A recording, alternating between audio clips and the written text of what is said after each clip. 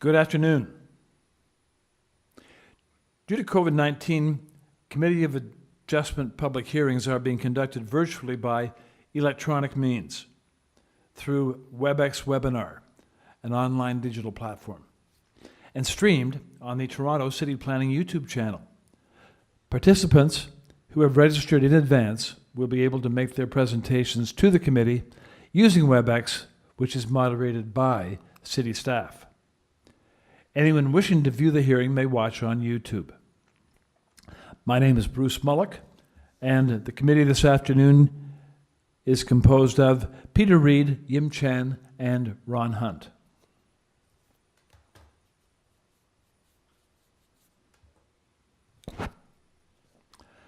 Participants who have registered in advance will be connecting via computer, tablet, smartphone, or telephone. They have the option of participating via video or audio only. All participants will automatically be muted upon entry. When an item is called, each participant will be unmuted by the moderator, one person at a time. We ask that you also mute your devices until you are called upon to speak. Those participating by video appearance will be temporarily upgraded to panelist status when their item is being heard. As panelist, your camera will be enabled. You will only be visible during your 5-minute allotted speaking time. At all other times, your video will be disabled and you will be reinstated as an attendee. Committee of Adjustment staff will share presentations submitted in accordance with the written submission deadline. Members of the public and applicants are not allowed to use share screen or any other panelist controls during a video appearance. The host will remove you from the panelist role should you fail to respect this instruction. We acknowledge that the land we are meeting on is the traditional territory of many nations, including the Mississaugas of the Credit, the Anishinaabe, the Chippewa, the Haudenosaunee, and the Wendat peoples, and is now home to many diverse First Nations, Inuit, and Métis peoples. We also acknowledge that Toronto is covered by Treaty 13 with the Mississaugas of the Credit.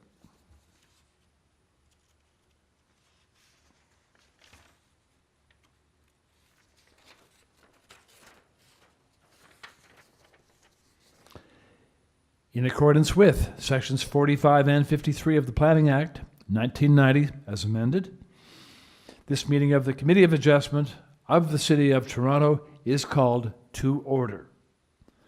The Committee of Adjustment considers applications for variances from the provisions of the zoning that apply to property, permission to extend or to alter lawful non-conforming uses, and consent to sever property in order to create new lots. Anyone in attendance today who wants to receive a copy of the decision of the committee on a particular application must submit a written request for a decision by email. Please ensure that you include your name and address and an email address, because the Committee of Adjustment and TLAB will be sending notifications and appeal updates by email only. If you do not agree with the decision of the committee, you may be able to appeal the decision to the Toronto Local Appeal Body, TLAB, in some limited circumstances. Or in some limited circumstances, to the Ontario Land Tribunal. However, the provincial government recently amended the Planning Act and generally removed the rights of third parties to appeal Committee of Adjustment decisions. As of November 28th, 2022, only the applicant, the Minister of Municipal Affairs and Housing, and specified persons and public bodies, as defined in the Planning Act, are permitted to appeal decisions of the Committee of Adjustment. Appeal instructions are set out at the bottom of the decision of the committee. I will call each item in the order that it is listed on the agenda. Where an application is uncontested, the agent or applicant may proceed with their presentation if requested by the committee. Now, when the committee does not require a presentation, applicants are to advise the chair should they wish to speak to the committee.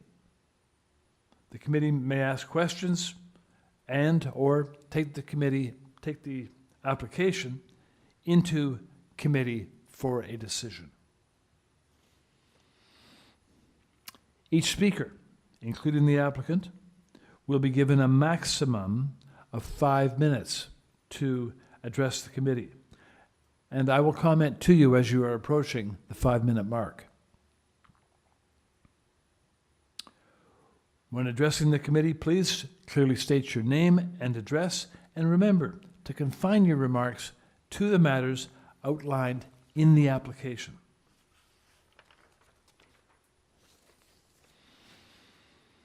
The applicant or agent will proceed first and may be asked to make a presentation to the committee. Please note that the committee may not entertain revisions to proposals at the hearing today. The committee may decide to defer the application if substantially revised to ensure that the revised application is accurate and that all those entitled to notice of the application are informed of the changes. Then individuals, either in support of or opposed to the application, will be invited to speak. Committee members may ask questions of each speaker after they have finished their presentation. When all speakers are finished, the applicant has an opportunity to rebut, but only those issues which were raised by the speakers. And that'll mark the end of discussion. The application will then be taken into committee for a decision. Are there any declarations of interest by staff or panel with respect to this afternoon's agenda? Seeing none, Madam Deputy, Secretary Treasurer, have you received any requests for deferral? Through you, Mr. Chair, yes, there are 2 applications requesting a deferral this afternoon, which are item number 24 regarding 2283 Dundas Street West and item number 41 regarding 86 Grenadier Road. Thank you very much. And are there any files to be closed? Through you, Mr. Chair, no, there are no files to be closed. Thank you.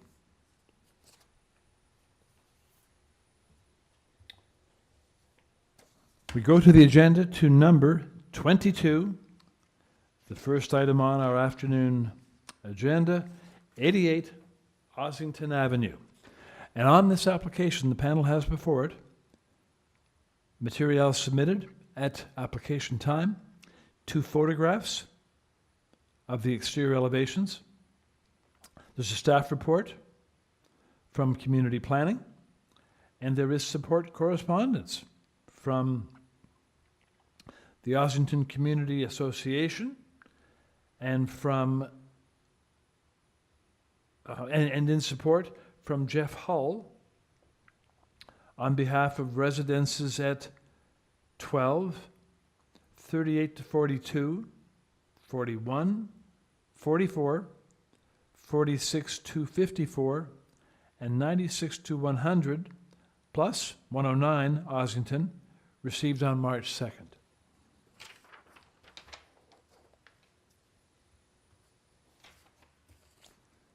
So we'll have the agent or applicant for number 22 join us now, please. State your name. Good afternoon, Edward Lee. Agent for the owner. My address is 6 Argyle Street, Toronto. Good afternoon to you. Okay.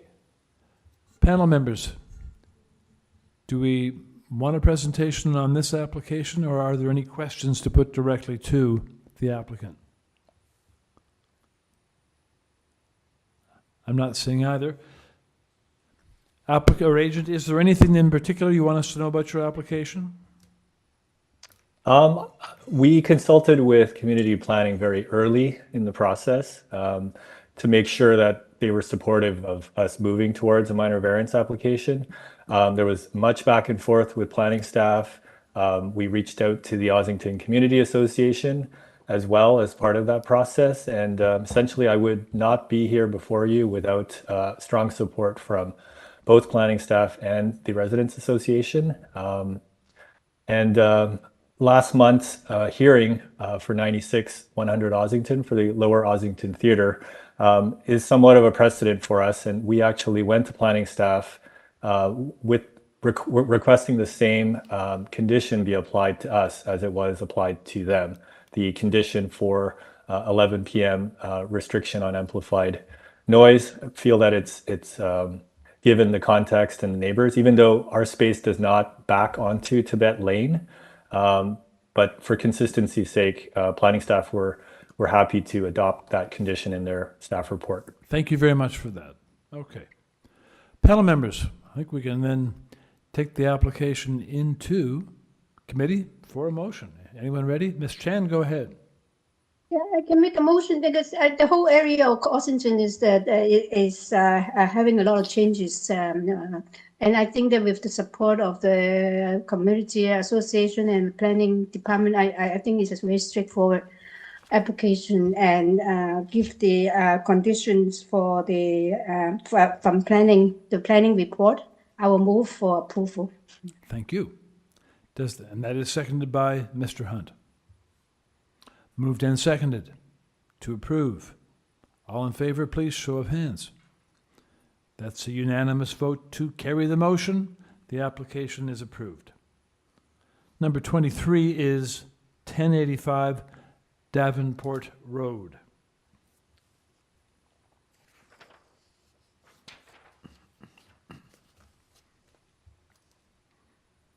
On this application, we have before us submitted materials from the application. There's a cover letter from the agent, Feb 14, and there's a staff report from Transportation Services.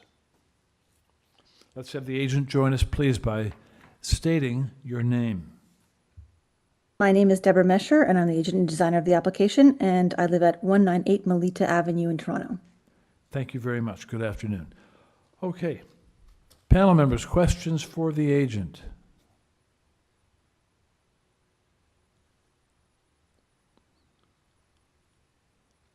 Mr. Reed, go ahead, please. Thanks, Chair. Just one to the applicant. Have you seen the transportation comments, and are you in agreement with those? Yeah, actually, I'd like to speak to that.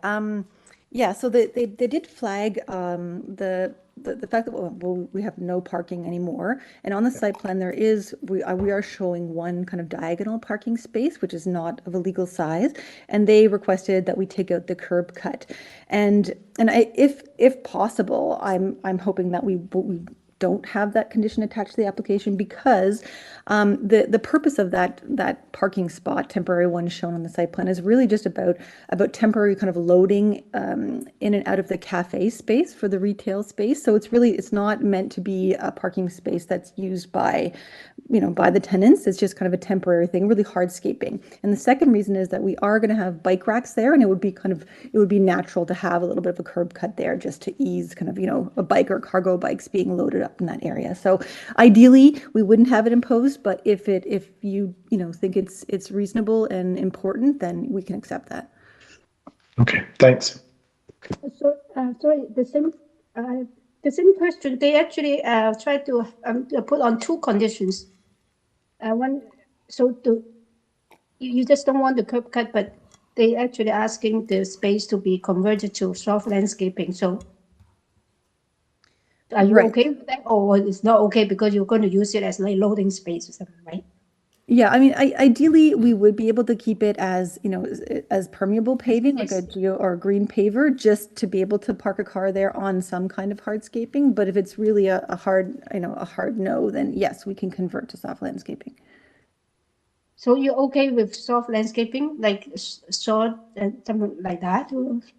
Yeah, ideally it would be a permeable paving there instead, because we have increased the soft landscaping, like from what is existing. We have found a way to incorporate that. So ideally not, but again, it's up to you. Ideally, it does not. So you will say no to the conditions, right? You rather not to have both the conditions. That's right. I would like them not to be attached to the application, but that's, if it is, that's all right too. I see. Okay, thank you. Thank you. Okay, let's take the application into committee for some discussion. And Ms. Chan, go ahead. Sorry, I can start with some comment. But what do you think about removing the conditions? Personally, I just want to get some personally, comments. I'm concerned about it because I figure even if there's soft landscaping there, if there's a curb cut, it'll be parked on. It'll be parked on overnight and so on. So I'm concerned. I think we should leave the Transportation Commission's conditions as they are. Mr. Reid? What do you mean? To remove them or just to impose? To impose them, so that the curb cut has to be replaced with a solid curb. Oh, I see. So yeah, because it's we go by together, right? The two things, like if you don't have the curb cut, then maybe they can be restored in soft landscaping. Yeah, if it's curb cut, they will use it.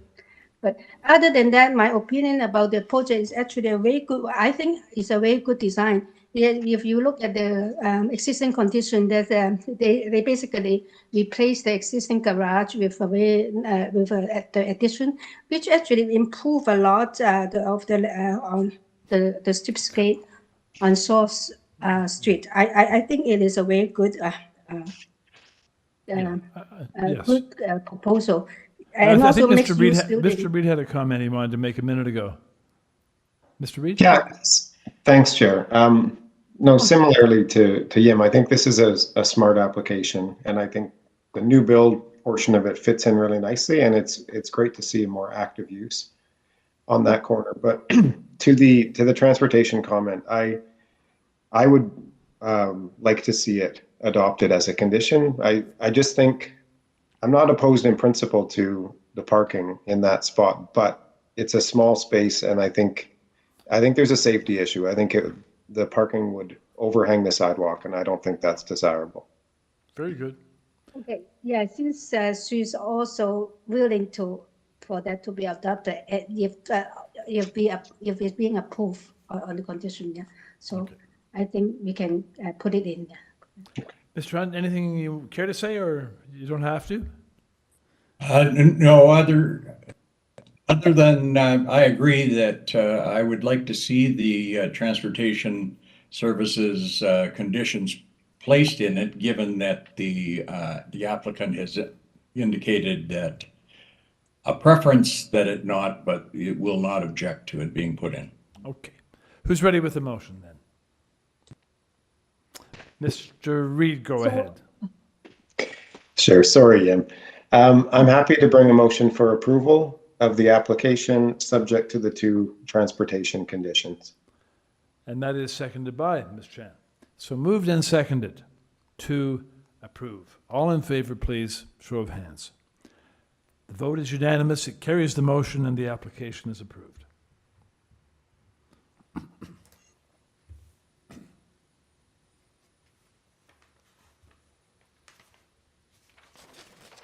The next item is number 24, 2283 Dundas Street West. Before it are submitted materials, a photograph of the rear yard, cover letter from the agent, and a deferral request from the agent received March the 3rd. So let's have the agent join us to explain the rationale behind the deferral request. Good afternoon, Mr. Chair and committee members. My name is Saba Al-Mathno. I am the agent from QBS Architects. The reason for our deferral request is we have received neighbors' objection letters from the neighbors at Alhambra Avenue, and we would like to get more time to address their concerns in terms of providing a parking study and addressing the privacy concerns they have with the balconies. Thank you. Okay. Okay, panel members.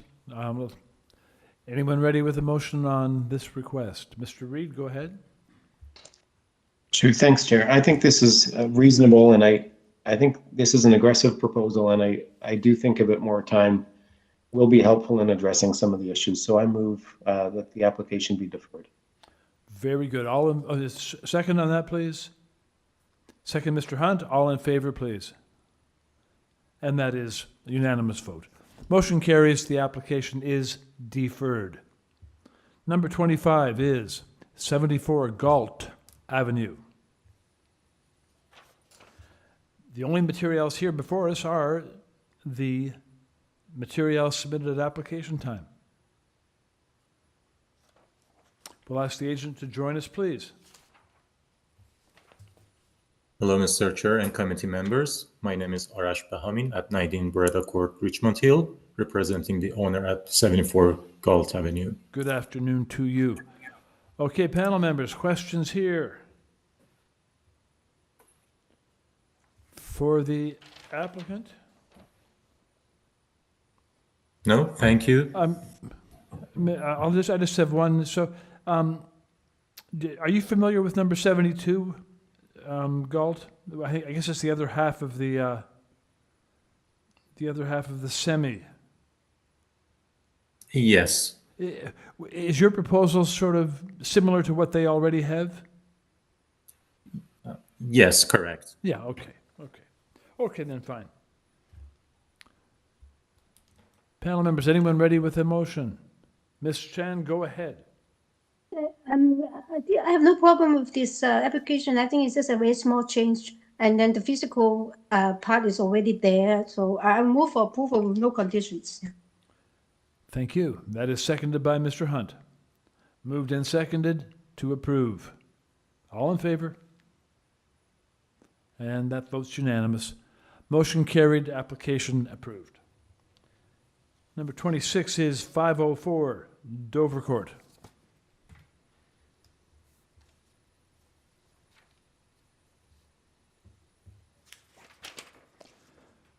We're looking at the application materials plus 3 photographs of trees on the site. There is a previous Committee of Adjustment decision dating back to 2001, and there is support correspondence, a 4-signature petition signed by owners and occupants on Dovercourt and Rush Home.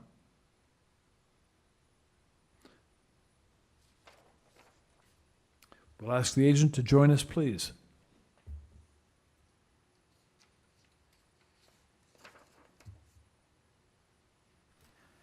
Graham, you've been unmuted. Yeah, can you hear me? Yes, we do, Graham. Excellent. Graham Barrett, SGL Planning and Design, 1547 Bloor Street, agent for the owners of 504 Dovercourt Road. Very good, thank you. Panel members, questions? Anyone? Ms. Chan, go ahead. This is a quick one. So this variance is only triggered by the enclosed there, right? Yes, that's correct. It's a rear addition, creating new outdoor and, well, indoor enclosed stairs, providing access to the units from the back of the home and outdoor amenity space as well.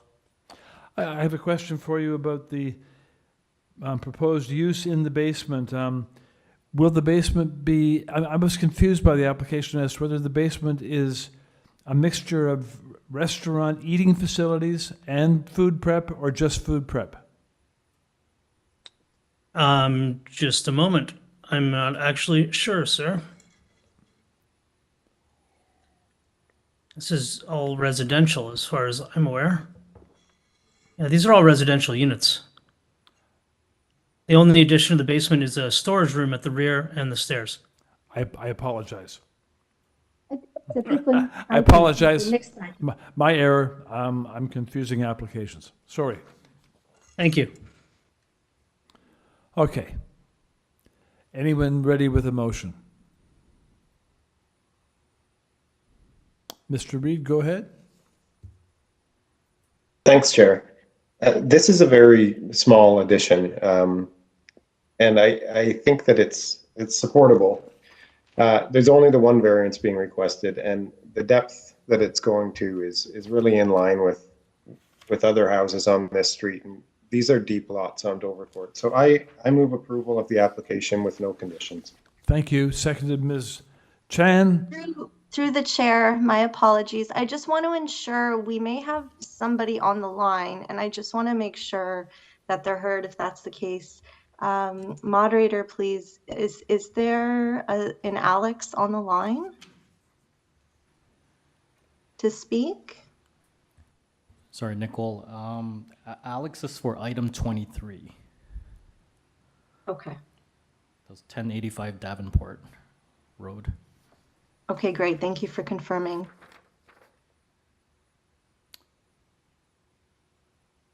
That's fine. Sorry, proceed. No problem, whatever. Okay.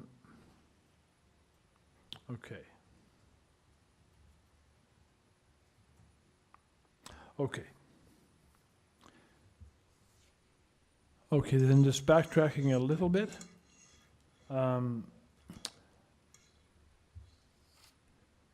Let's just backtrack to the motion. So the motion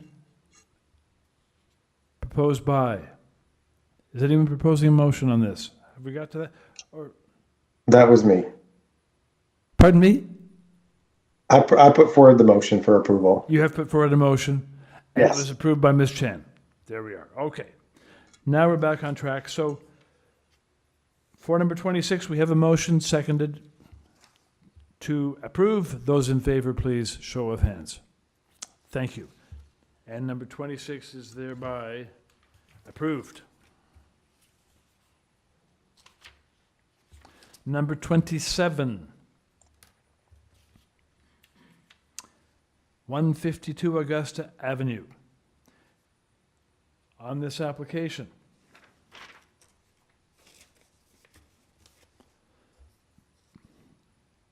submitted materials, 2 photographs of the existing building elevations, comment from transportation, staff report from community planning,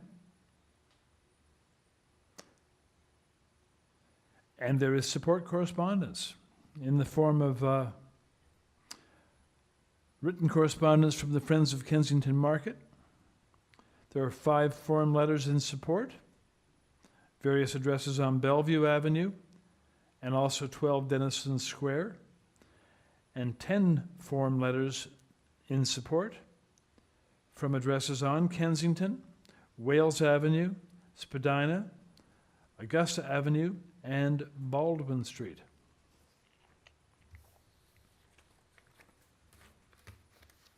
So we shall ask the agent on this application to join us, please. Good afternoon once again. Edward Lee here, representing the owners, 6 Argyle Street, Toronto. Good afternoon again. Okay. Questions here, panel members? Mr. Hunt, go ahead. Thank you, Mr. Chair. To the agent, you have read the March 1st staff report from Toronto Planning? Yes. Okay, and you don't have any issue with those conditions they're proposing? No, we worked very closely with planning staff on this application right from the beginning. And it was actually the result of good back and forth between planning staff, the councillor's office, Friends of Kensington, that we concluded in the end that this proposal before you was appropriate for the minor variances that we're asking for, given that this is an atypical size building for Kensington Market. And the big sticking point was the second floor use, which was previously an existing legal non-conforming nightclub, essentially eating establishment operating as a nightclub. We originally had hoped to maintain that second floor use as a banquet hall, but at the end of the day, the priority was to get approval for a ground floor eating establishment with the production areas, which planning staff and all the neighbors were supportive of. Everyone just doesn't want to see a nightclub on the second floor, so we conceded on that. And the way that our proposal is drafted, and it's mentioned in the staff report, that the future use of the second floor will not be a nightclub. It must be a zoning compliant use, so it cannot be food restaurant related. So it will be limited to offices or yoga studio or any other as of right permitted use on the second floor. And all of our ground floor and all of our food related uses will be limited to the ground floor, which is in line with planning's view that that's appropriate. Okay, thank you very much. Thank you. Okay, then. Let's take this application into committee then for a motion. Mr. Hunt, go right ahead. Thank you, Mr. Chair. Based on the answers to the questions by the agent, I would move approval of this application subject to the conditions by planning department. No nightclub will be permitted on the second floor of the building, and the proposal will be constructed substantially in accordance with the plans received by C of A by email on February 7th. Thank you, sir. 23. Is there a second to that motion? And it is seconded, Mr. Reed. Moved and seconded to approve. Show of hands, please. Unanimous vote carries the motion. The application is so approved. Number 28 is 89 Fairview Avenue. Here we have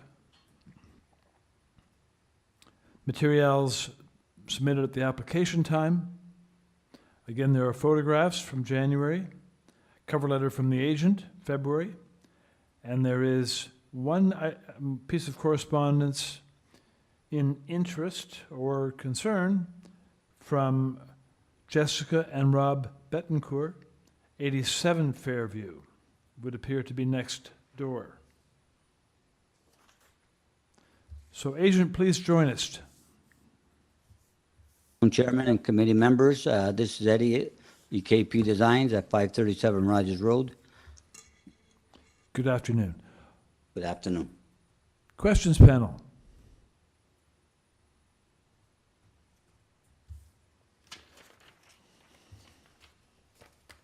Not hearing any. Anyone ready with a motion?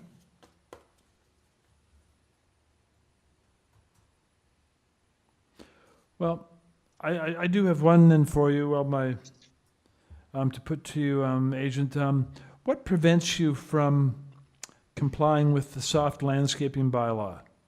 You're at 31% where 50 is required.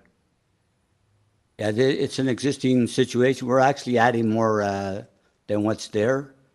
And if you go to the photos, you can see that we're adding more than what's exactly existing right at this point. And the other space is required because that's a spot where they park one of the cars. But see, now there's no landscape. We're going to provide landscaping beyond that fence. That's all. It's going to be added landscaping. So we're going to add some more. Right now, there's hardly any landscaping.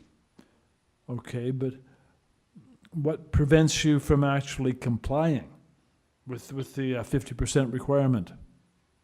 Because we need that spot. That's where the interlock that interlock is right now. They use that for parking because the wife has trouble getting the car in the garage. So that's the spot where she parks her car.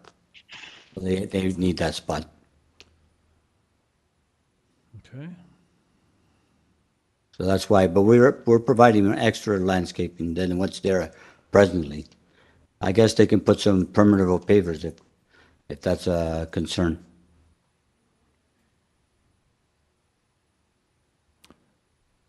It is a concern. So, would they be willing to replace those pavers with permeable? Yeah, if that's to get it approved, they would, yes. Okay, thank you. All right, any other questions, panel, for the applicant? Hearing none, let's go into committee on the application and move toward a motion. Ms. Chan, go ahead, please. Yeah, I think with the condition that use permeable paver and the paved area in the yard, I think it's a reasonable proposal. And then I think adding all together, the variance is a minor. So I move for approval with the condition that they use permeable material in the paved area in the rear yard. Yeah. Thank you. That is seconded by Mr. Hunt. Moved and seconded to approve. Those in favor, please show hands. Motion carries. Application approved. Number 29 is 55 Humberside.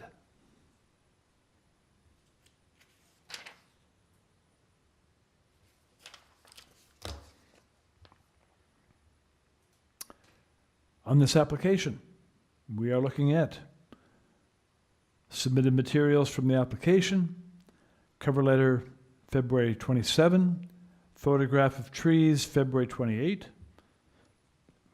and there are 9 form letters in support. Addresses on Humberside and Indian Road. Let's have the agent join us, please. Good afternoon. Good afternoon. Sean Galbraith, planner here on behalf of the application. Okay. Questions, panel?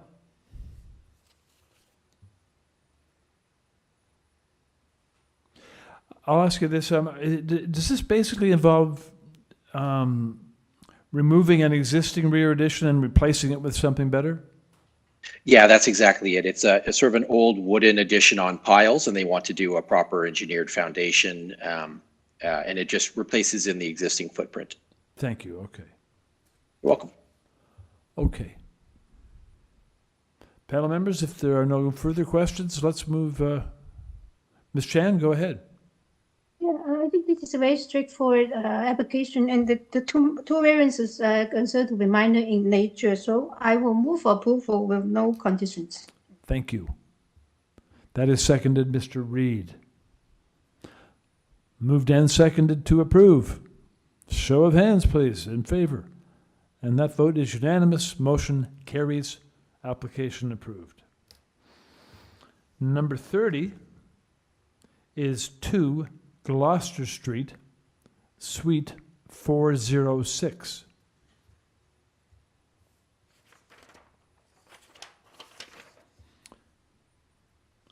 Here we have submitted materials.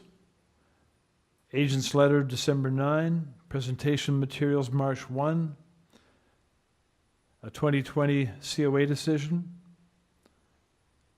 copy of a bylaw, copy of a Section 37 agreement, December 29. There's a Heritage Impact Assessment and Conservation Plan, December. There is comment from City Planning. From City Planning again. From the TDC, March 6. And a staff report from TTC, February 28. Okay. We'll ask the agent to join us, please. Can you hear me? Oops. Hello.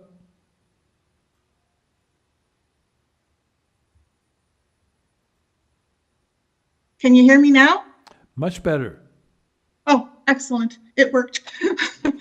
Yes, good afternoon. My name is Diana Mercier of Hunter and Associates, and I'm here on behalf of the owner. My address is 15 Gervais Drive, Toronto. Thank you very much. Good afternoon. Good afternoon. Questions panel. Ms. Chen. Yes, I have two questions actually. The first one is this the only suite that will have the conversion, or are you planning to have the similar conversion or extension for the other suites? Or No, this is the first question. Second question is, do you require agreement by the other owners for the extension, for this conversion? This is the only suite that will be enlarged. And to my knowledge, no, I do not believe there isn't an agreement required from the other owners. Okay. Further questions? Oh, okay. Anyone ready with a motion on this application? Mr. Reed, please, go ahead. Thanks, Chair. This is a very straightforward application. I understand what Yim's question was, because in the past, we've had similar applications where there have been concerns from other condo owners about buildings on the roof without the condo corp approval. But given that seems to not be the case here, this is a very complete application. I move approval subject to the TTC condition. Thank you. Seconded by Mr. Hunt. Moved and seconded to approve. Show of hands, please. Vote unanimous to approve. Thank you.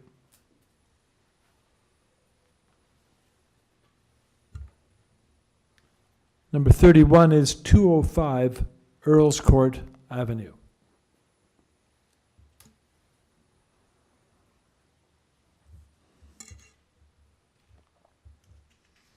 And we'll ask the agent to join us. Please state your name. Ben Baghdadi from BB8 Design Studio, Inc. I'm the architect and the applicant for this application before you today. Thank you. Good afternoon. Questions panel.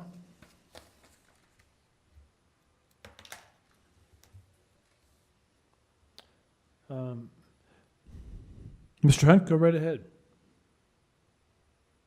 Thank you, Mr. Chair.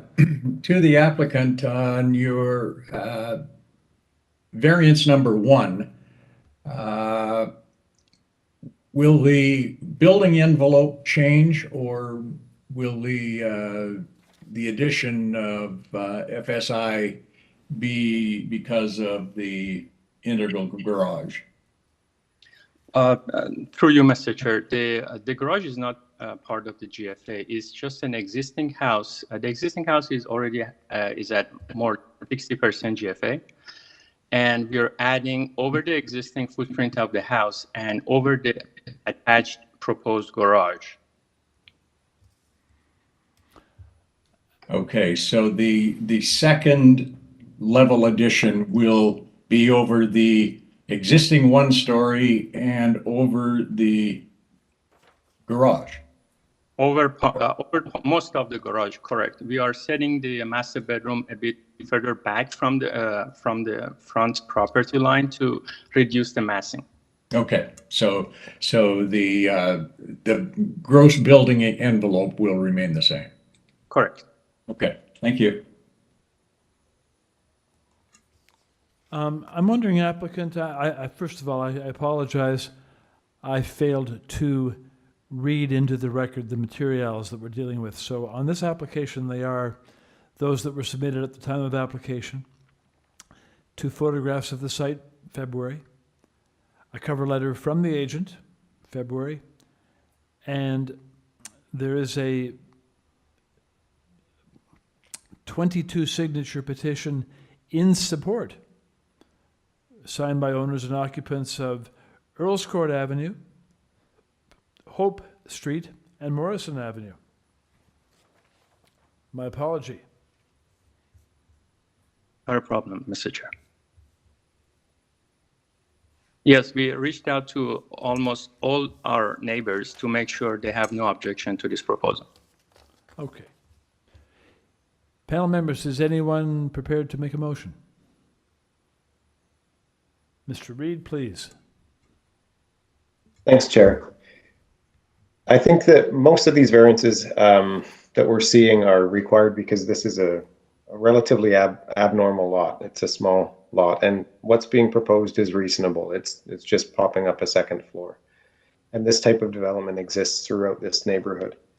So I can see no unacceptable negative impacts that would come from this approval. I move approval with no conditions. Thank you.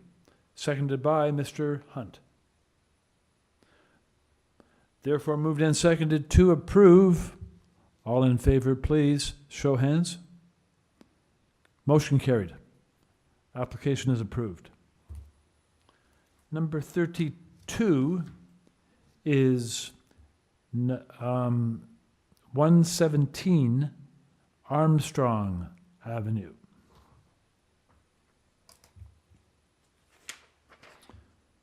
Submitted materials before us, plus 4 photographs, a tree inventory and preservation plan, and presentation materials from February 28. And there is one piece of correspondence in support from 1064 Dufferin, Duncan Cameron.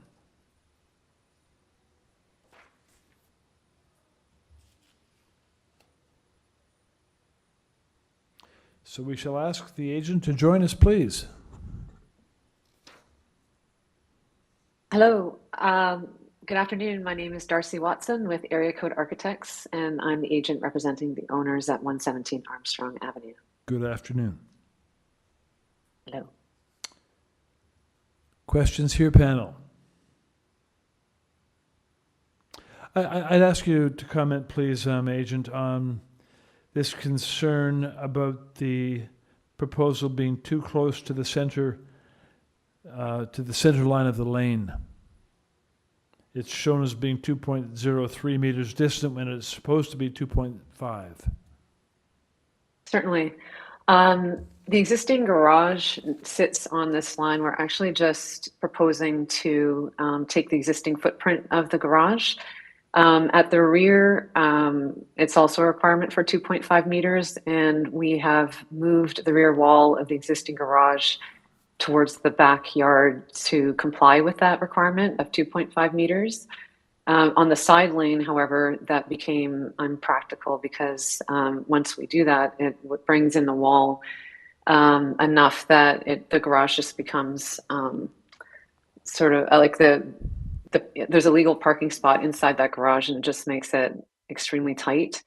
In addition, if we were to bring in to 2.5 meters on the side lane and comply, right now the scope of work is contained to only the garage, and if we were to comply, we would have to demolish an existing walkway and also regrade an existing backyard, which is at least 0.5 meters higher than the walkway. So it just brings the scope of work into a place where it's not practical to replace the garage.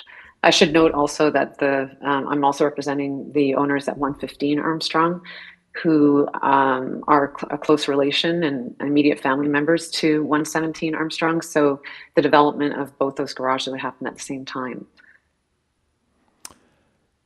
Okay, so is it the case then, if I understood you, am I right in thinking it's the case that only that corner part is too close to the center line, that the rest of it is moved back far enough?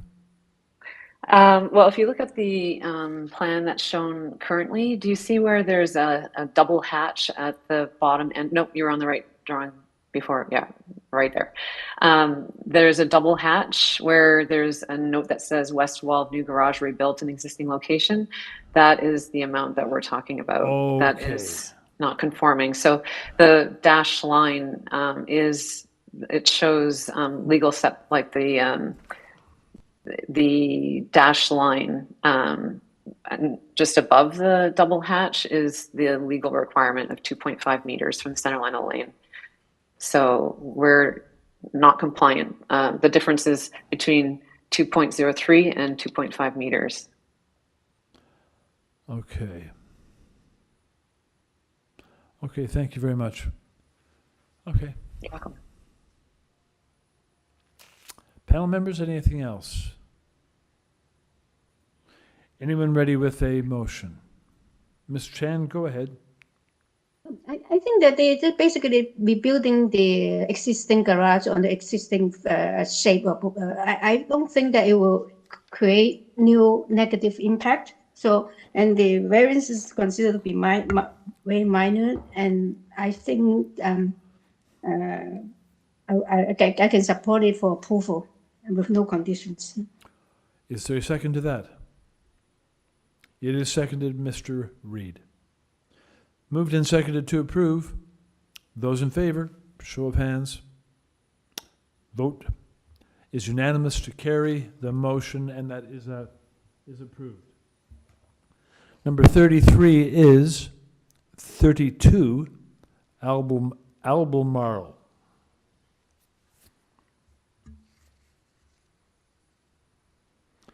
And on 32 ALBEMARLE. Sorry, through you, Mr. Chair, item 33 is 62 Austin Terrace. I beg your pardon.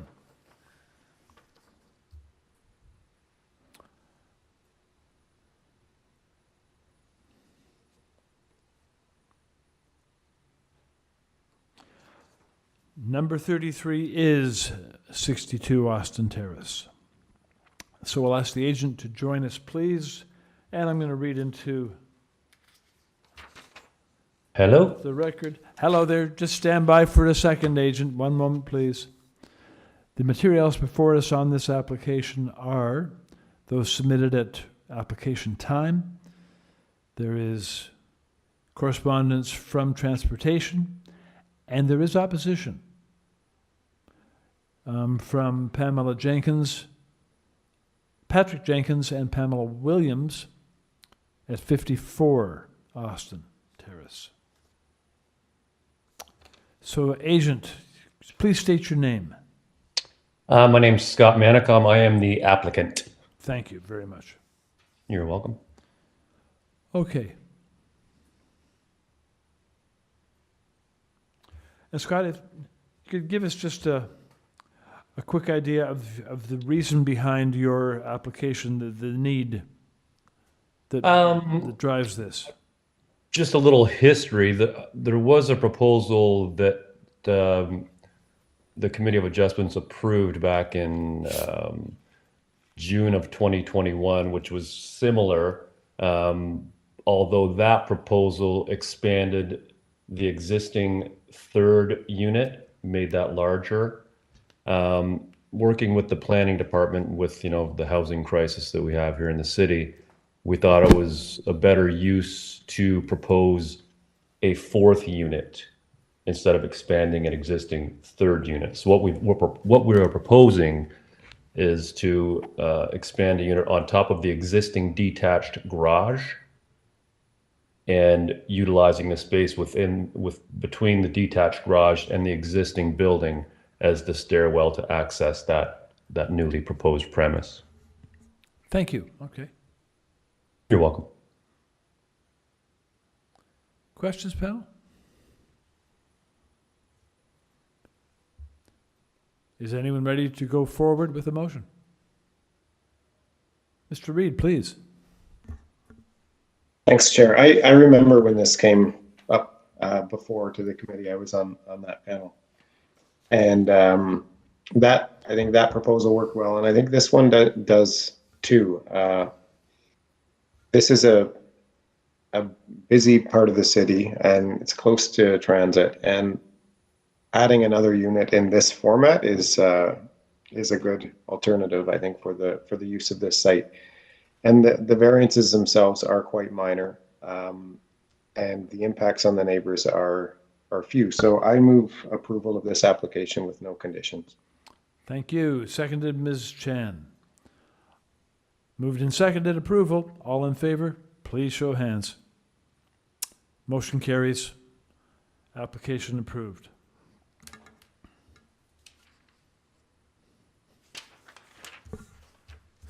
Number 34 is 32 ALBEMARLE. We'll ask the, just a moment, please. The materials here are application materials, photographs of the site, cover letter from the agent, March 1st, a 2014 Committee of Adjustment decision, and there is a 14-signature petition in support, signed by owners of Albemarle, Logan Avenues.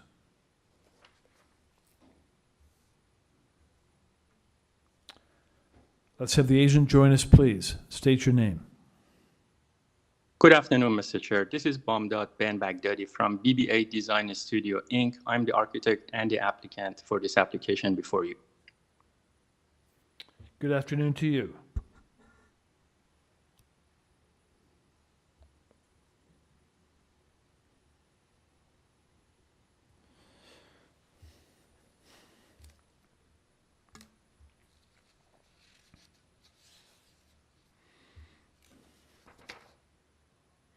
Okay, panel, any questions for the agent?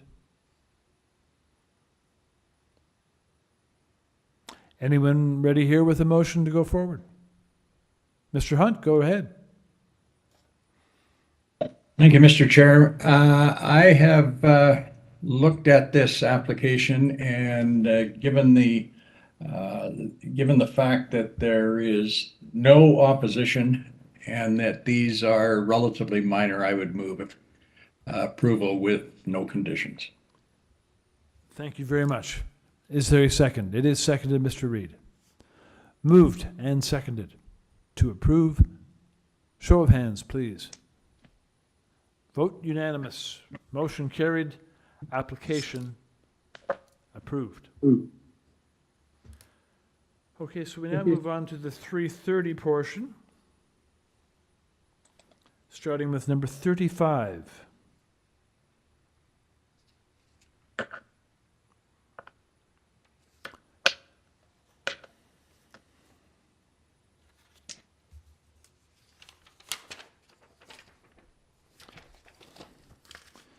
Number 35 deals with 212 Kingswood Road. We have application materials, a revised site plan, cover letter from the agent, arborist report, tree preservation plan, tree removal correspondence with a neighbor. There is a zone applicable law certificate, and there are presentation materials from the agent, March 1. We have comment from Urban Forestry. There is correspondence both in support of and in opposition to the application. In support of, from 27 and 28 Bracken Avenue, 168 Kingswood, and 26 Bracken. In opposition, from 208 Kingswood, and there is a 29 signature petition in opposition, signed by owners and occupants on Bracken, Kingswood, and Scarborough Road, received March the 1st. Let's have the agent join us, please. Good afternoon, Mr. Chair, committee members. Cesar Patelli here from Armstrong Planning on behalf of the owners of 212 Kingswood. Good afternoon to you. You've got 5 minutes, please, to present your application to the panel.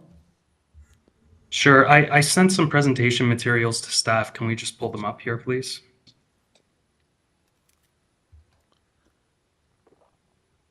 Thank you. So as you already know, this is an application to demolish the existing one-story dwelling and replace it with a new two-story dwelling on 212 Kingswood. As you can see in the context map before you, the site is located in Ward 19 in the Beaches, East York neighborhood of the City of Toronto. If we can move to the next slide, please. So as you can see on this slide and the next two slides, You'll notice that the immediate surrounding area along Scarborough Road and Kingswood is eclectic. There's no uniform building style, massing, height, or size. Heights along Kingswood Road and the surrounding neighborhood range from 1 to 3 stories, some with traditional style architecture and others with more contemporary facades. Several homes in the area contain integrated garages, detached garages, and some with no garages at all. So if we can just move along to the next slide. Yep. So we're requesting a total of 4 variances here. Initially it was 5, but after consultation with the neighbors, we removed a height variance. We were requesting 10.45, but we're now in compliance at 10.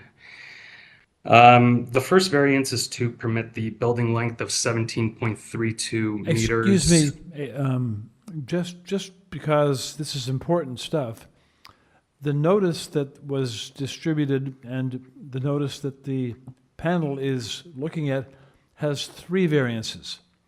They relate to length. So, yes, sorry. So the side yard variances, I believe, are combined on this notice. So there's a side yard variance for the north and south. Correct. Okay, good. Go ahead. So the first variance will deal with building length. We're requesting an additional 0.32 on the permitted 17 meters. We believe this is a modest increase. The additional length does not encroach into the required rear yard setback, which still provides ample amenity space and functionality. Furthermore, the rear wall of the building does not extend beyond the maximum permitted depth, and therefore does not represent a massing that would otherwise not be permitted in the rear yard. So the additional length results in approximately 32 square feet of additional living space, which just provides for a more efficient floor plan for the owners. The impact of the additional square footage on the FSI is negligible. It's about 0.01. So it'll bring the FSI down from 0.82 to 0.81 if we were to remove that variance. The next variance does deal with FSI. Again, we're requesting 0.82, whereas we're permitted 0.6. The maximum, this is consistent, we feel, with the character of the area. There's a number of homes that have recently requested or been granted FSIs much greater than 0.6 in the immediate area. Appendix 1 to our cover letter summarizes these variances, and we do have a slide here that'll summarize it at the end. And while we're aware that committee doesn't grant approvals based on precedent, again, this research just helps guide our recommendation and what we think is compatible with the surrounding area. The north side yard setback, we're requesting 1.29, whereas we're permitted 1.5 meters. The north side yard setback is actually currently 0.54 meters from the lot line, and it widens to 0.98 at the rear. So this represents a significant improvement on that side of the house and provides ample room for access and circulation to and from the rear yard. We believe it's a technical variance required to legalize an improved and existing side yard condition.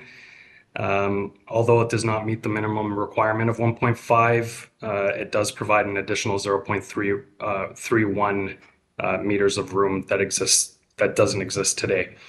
And finally, the south side yard setback of 0.64 meters, that is to the just to the garage portion of the house. That's not living space and does not contain any openings. It then widens out to 1.26 at the rear, where the house starts. Again, the current setback here at the rear of the house with the detached garage is 0.47. It represents an improvement to that setback. The only difference is that we're attaching it to the house. And the reason for that is we didn't want to move the curb or the driveway in order to save the tree that's at the front of the house. So in conclusion, I will recognize the planning staff did not issue a staff report and did not have any objection to the proposal. You need to make your And final comment now, please. Yep, as such, we feel that it meets the 4 tests and represents good planning. Thank you. Thank you.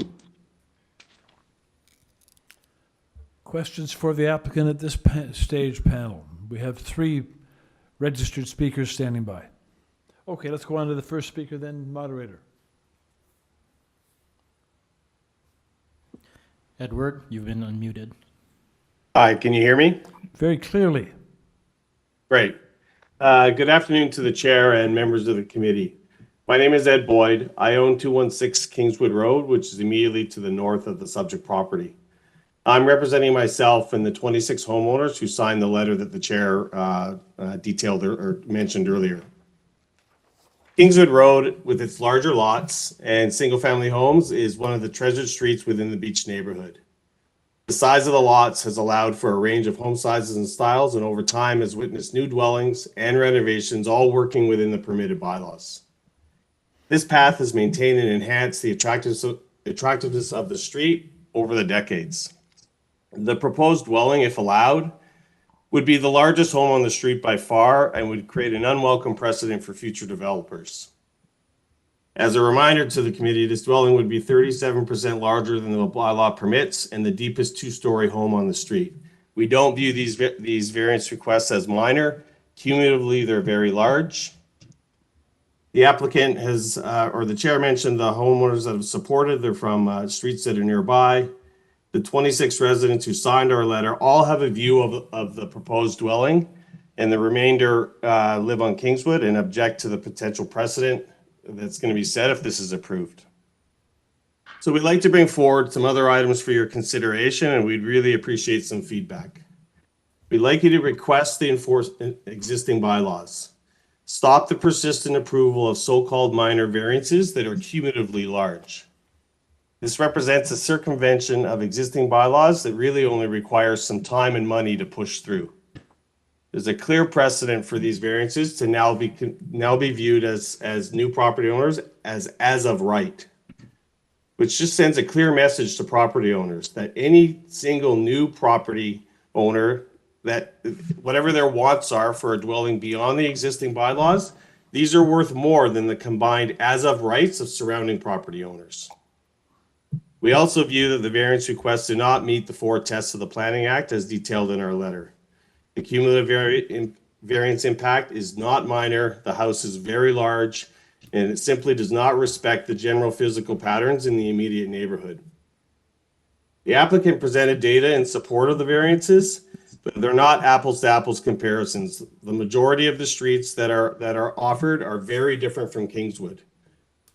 From the submitted data, Kingswood has no length variances, and the one FSI variance presented to 67% can be achieved via a renovation rather than a new dwelling. I'd also like to remind the committee that many years ago, the entire beach area was under consideration for a Heritage Conservation District designation. This process concluded with a few streets, including Kingswood, south of Bracken, becoming HCD. At the time, the majority support from homeowners was for existing bylaw enforcement, enhanced by proposed amendments to the official plan as described throughout the process by your City of Toronto colleagues. Your colleagues at that time strongly suggested that changes to the official plan would allow for optimal development within the existing bylaws and would best protect the character, scale, and massing of homes in our neighborhood. These official plan changes were implemented long ago, and indeed, the dominant word in the neighborhood section of the plan is prevailing with respect to height, massing, scale, setbacks, and the unique physical character amongst other criteria. Unfortunately, we have witnessed the approval of far too many developments variance requests that simply ignore existing bylaws to the detriment of existing homeowners. More importantly, the precedents created are the primary justification used by property developers. In other words, the existing bylaws and official plan are not protecting the character of these neighborhoods. Speaking as the immediately adjacent property owners, my wife and I have been in this neighborhood since '94 and on Kingswood since 2005. We built a new house about 11 years ago. We followed the existing bylaws. We respected the streetscape, the existing form, and we were mindful of the impact on adjacent properties. If permitted, this new house is going to extend 15 feet past our existing house to the start of our pool. I shall ask you to make your final comment now, please. Okay, sure. We just want to know why one property owner's desire for a 4,500 square foot home prevails over the adjacent property owner's enjoyment of their yards and streetscape. In closing, we're simply asking the committee to enforce the existing bylaws, follow the official plan, and prohibit one property owner's wants from exceeding their neighbors as of rights. Thanks for your time, and we look forward to your feedback. Thank you very much. Panel members, questions for the speaker? Not hearing any, okay. Moderator, please. Next registered speaker. Paul, you've been unmuted.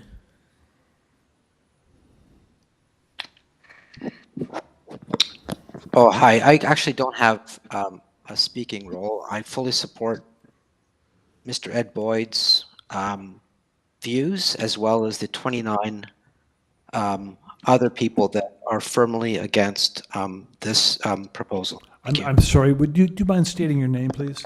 Sure, it's Paul Stathopoulos. I live at 220 Kingswood Road, just one street, one house further north of Mr. Ed Boyd. Very good. All right then, so basically you support his comments and wanted to say so. Yes. In full, thank you. Thank you. Moderator, I understand we do have one more speaker registered. Oh, yes, John Anderson. John, you're with the panel. You're with the panel now. We hear you clearly. Go ahead. Can you hear me? It's John Anderson speaking. John, you're with the committee now. We do hear you clearly. Go ahead. Okay, all right. My wife and I are the owners of 208 Kingswood Road. This property is on the south side of 212 Kingswood Road. We'd be happy to have a young family move on to Kingswood Road. However, we have concerns about the size of the house that is planned, especially the expansion of the floor space index from 0.60 to 0.82. The resulting size of the house will have a major effect on the enjoyment of our property. According to the plan, the wall of the house on the north side is 0.67 meters from the lot line and 1.67 meters from the north side of our house. This, along with the 2 stories, would block any northern light coming through our windows on the north side of our house. It would also block a view from our deck of the trees and backyards to the north side. Instead, placing the wall of the house on our north side to 1.5 meters from the lot line and removal of the second story on the extension would bring the floor space index closer to the allowable 0.60. In the plan, the size of the backyard at 212 Kings Road is very small. Most of the backyards on the street are much larger. We've enjoyed many outdoor functions with family, friends, and neighbors in our backyard. For most of the spring, summer, and fall, we eat many of our meals on our back deck. The building length, along with the 2 stories, will make our backyard and deck feel more crowded, darker, and less inviting. This will limit the enjoyment of our outdoor functions. This house will change the streetscape of Kingswood Road and set a precedent for further large homes covering most of the lot. This would reduce a sense of community that has developed on the street. Thank you very much. Thank you, John. Questions for this speaker panel? Okay. Okay, then that would be, John was the final registered speaker on this application. So let us therefore go back to the agent, who will have an opportunity now to comment in response, in rebuttal to those speakers. Thank you, Mr. Chair. So I just took some notes here on some of the concerns. I would just like to say that obviously the purpose of the Committee of Adjustment is to allow for minor changes to the zoning bylaw. That is the whole reason why the committee exists, and that's why we're here today. In terms of the FSI, I did take the liberty of having our qualified architect just run some quick numbers for us, because I did hear that the FSI was as a result of the as a result of the additional length and side yard setbacks. It's actually very negligible. I have the numbers in front of me. The total cumulative variances would only have an impact of 0.05 on the FSI being requested. So essentially, if we were to remove every variance other than the FSI, we'd still be at 0.77. Having said that, the reason, again, for the side yard setbacks to the south being the way they are is because we're trying to save the tree that's at the front of the house by keeping the existing curb cut and the existing driveway location, to just drive right through and not have to repave or remove that tree. In terms of prevailing building types, again, as you can see in my presentation, the first 3 slides, we did provide some streetscape views of Kingswood and of Scarborough Road, and you can see that no 2 houses look the same on either one of those streets. Again, the height ranges, the massing ranges, the architectural styles are all different. So we feel that this would be a nice fit to the area. And in terms of the neighbors to the north and the south, I would just add that if those 2 houses were built today, both of them would require variances for side yards. I believe one of them is at 0.87 and the other one is at 0.63. Both of those would require variances in today's bylaw. We're proposing to improve the current conditions that are there. So again, we feel that that can be supported as well. I would like to reiterate that we're not asking for a height variance. I did hear that concern come up. We are in compliance with the 10-meter height limit within the bylaw. We're not triggering. I did hear something about the depth of the building and the rear yard amenity space. We are not asking for any rear yard setback relief. We are not asking for any building depth relief. In terms of the additional 0.32, again, we believe it's a modest request from these 17 meters that we are permitted as of right through the bylaw. And I would just like to say that 0.32 can be taken off the front of the house and it wouldn't change anything in the rear yard. So again, we feel that that's a modest request, and we hope the committee feels the same way, and we hope to receive your approval today. Thank you. Thank you. Questions, panel, for the applicant, the agent. Agent, the first speaker that spoke made reference to the fact that your property, or that your proposal, if approved and built, would become right away the largest house on the street. Could you comment on that, please? Because I look at your variances and they don't appear to me to be onerous, particularly. And yet, so how do you account for, or do you think he's right that you would become the largest house on the street? And if so, what is kind of behind that? Yeah, I'm not entirely sure. I know that further down Kingswood, further south, there are various new builds. They seem to be similar in size and massing. I know that they're on a different block that's south of ours. And I guess the context matters here as well. Like, there are a few severed lots in the area as well. So again, like, as I mentioned, there's no real prevailing building type or massing in the area, right? I guess it's just on a lot by lot basis. And in terms of what we're asking for, as you said, they seem to, like, they are very minor. I think in total, again, I'm going to reference the numbers that I have from our qualified architect at Hunt Designs. The 2 side yard variances and the building length only account for 242 square feet of living space. very, very negligible in terms of living space. And again, if we were to bring those all into compliance, we would still be at 0.77 FSI. So cumulatively, we don't think that this is a big ask. We do think that it's minor in nature. Thank you very much. Okay. Ms. Chan, go ahead.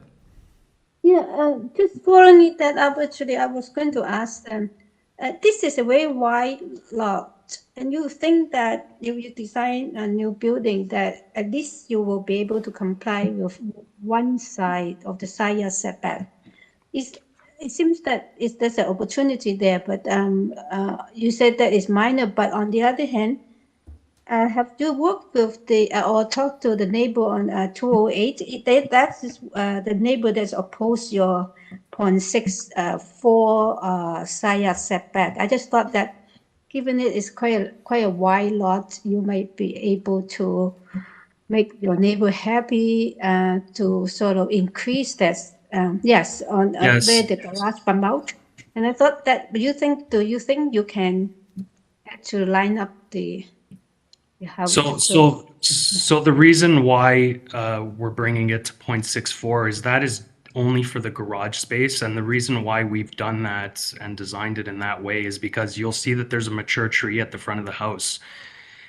If we move the curb cut or the driveway any further north of that, we would have to remove that tree. It'll kill the tree. So we're just trying to save that tree. And again, the existing garage is 0.47 from meters from the lot line. We're actually improving that condition. The only difference is that we're attaching it to the house. We're not leaving it as a detached garage. Well, I see. So yeah, the existing garage is already even tighter on that Correct. side. Okay. Yeah. Thank you. On the north lot line, though, I mean, you're telling us that's why you need the 0.64. But on the north lot line, if you were to simply respect the bylaw at 1.5 meters, you would achieve the same end of protecting the tree, would you not? So we would. The reason why we're requesting the additional space on that side is it just creates for a more efficient floor plate for the family's needs. And again, we're asking for an additional 0.21 meters. It makes a difference on the floor plate, and we think that it's a very reasonable ask from 1.5. Okay. Any other questions, panel? I guess there are no further questions, so at this point we can take the application into committee for some discussion and moving toward a motion. So, Ms. Chan, go ahead. I can start with a comment. I agree with some comment that on the north side, I mean, okay, on south side there's a tree and a complication, but on the north side, if they can comply, only because if there's no oppositions, I think that what they're asking is reasonable, as the applicant says. I agree with that. But, sometimes we have to work with the community, and there are actually quite a number of oppositions. And I thought that if they give and take a little bit away, maybe they can work, they can get some kind of agreement. But I'm not too sure. It's a matter, maybe they will still be not happy. But that's why I'm not too sure how well they have worked with the community, with the neighbors. Yes, I agree with you. In the face of so much opposition, 29 or 26 people on these streets, the side yard setbacks might well have been eliminated from the design and from the proposal to reduce opposition. I mean, I guess it's clear here that what this owner can build as of right because of the size of the lot is substantial. And it may show up on the street where there are severed lots, for example, in smaller houses. And of course, it is the beaches, it's that particular place. But I would like to have seen the application not include the side yard setback minor variance. Other thoughts?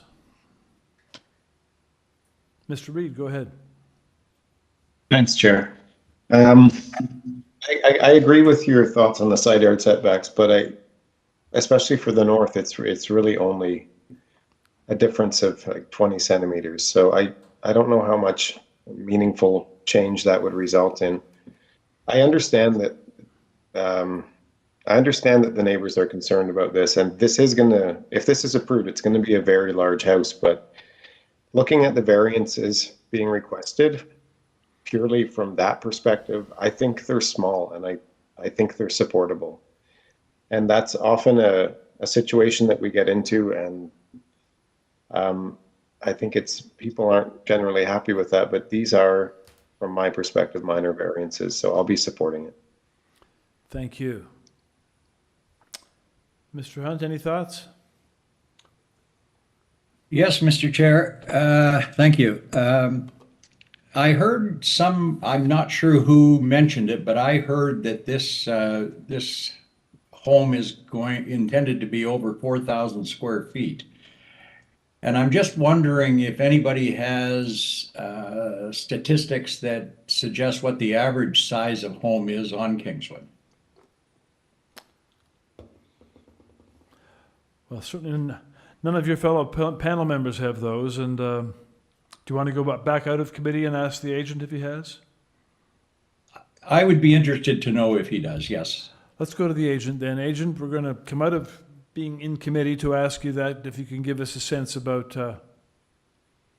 Yes, I'm not sure. I do have the client here with me, Darren Brand. I believe he's on the call. I'm not sure if he would have that information, but I do not. All I can tell you is just from a street perspective, that you can drive along Kingswood and along Scarborough Road and see that they're all different sizes and different massings in that area. But the lots are also different sizes. Is that not true also? There are some severed lots. Generally, they're all around this size, but there are some lots that are severed as well, yes. And sorry, if I just may, I just wanted to speak to something here. I know that it was mentioned that we were not working with the neighbors. We actually took away our height variance that we were initially requesting after consultation with them. I just wanted to note that for the record. We were initially proposing 10.45 meters. We reduced it to 10 after consultation with the neighbors. I would say that was a very smart move. Yes. Okay, I assume, Mr. Chair, that there isn't a ready answer to that. My question was more of a context one, where if the average size of the houses on Kingswood are 3,500 square feet, that's one thing. If they're averaging 2,000 to 2,500, then that's quite a departure from this application. Thank you. Okay, let's go back into committee now. And Mr. Hunt, you know, it may be the case that the average is quite a bit smaller, but a lot of these houses are, 90 years old. I think, the sizes that they were built to at that time were smaller. Absolutely, I totally agree. And it was just given the amount of concern that's been expressed. Yes. And reference to size, I just tried to clarify that.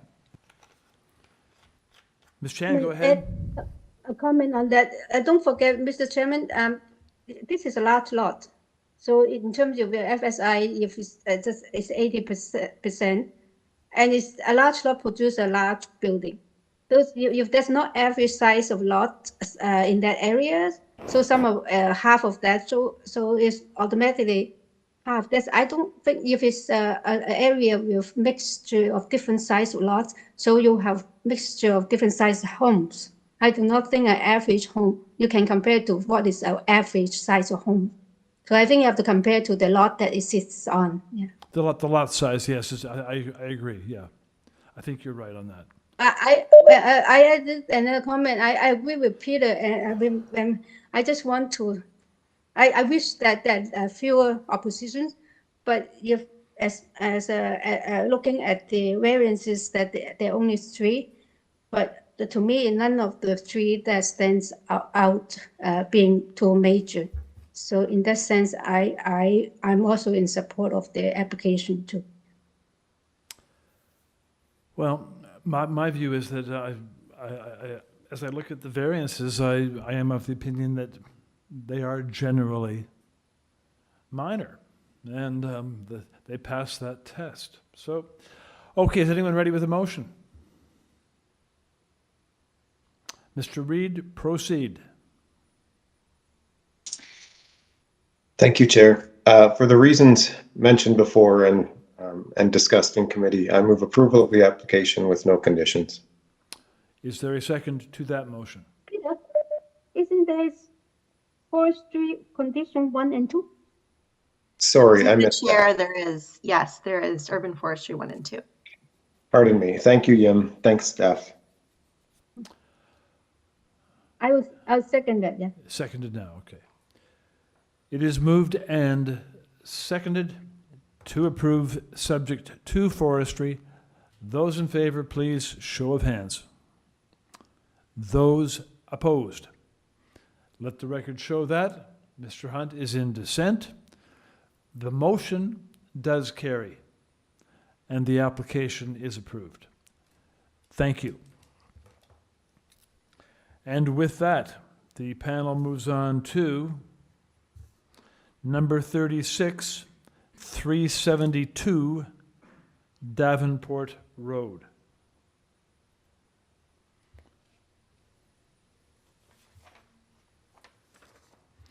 On this application, we are looking at material submitted, time of application, revised site plan, floor plans, elevations, January 3. Arborist report, tree preservation plan. We have comment from the Canadian Pacific Railway Real Estate Department. We have comment from transportation. In interest or concern, written correspondence from 372 Davenport. In opposition,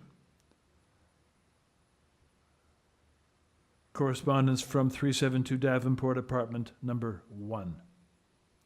Okay, let's have the applicant join us, please. Good afternoon. My name is Mackenzie Carroll. I'm with Gerard's Design and Drafting, Inc., and I'm the agent and applicant acting on behalf of the owners at 372 Davenport Road. Good afternoon to you. You have 5 minutes to present your proposal and your application to the panel. Over the course of the last few months, we've been working closely with the owners to plan for the alteration of this existing 2-story detached fourplex by altering the underutilized basement with a new residential basement suite, bringing the total number of residential dwelling units to 5. This alteration would include for renovations to the existing storage, laundry, and mechanical rooms within the building.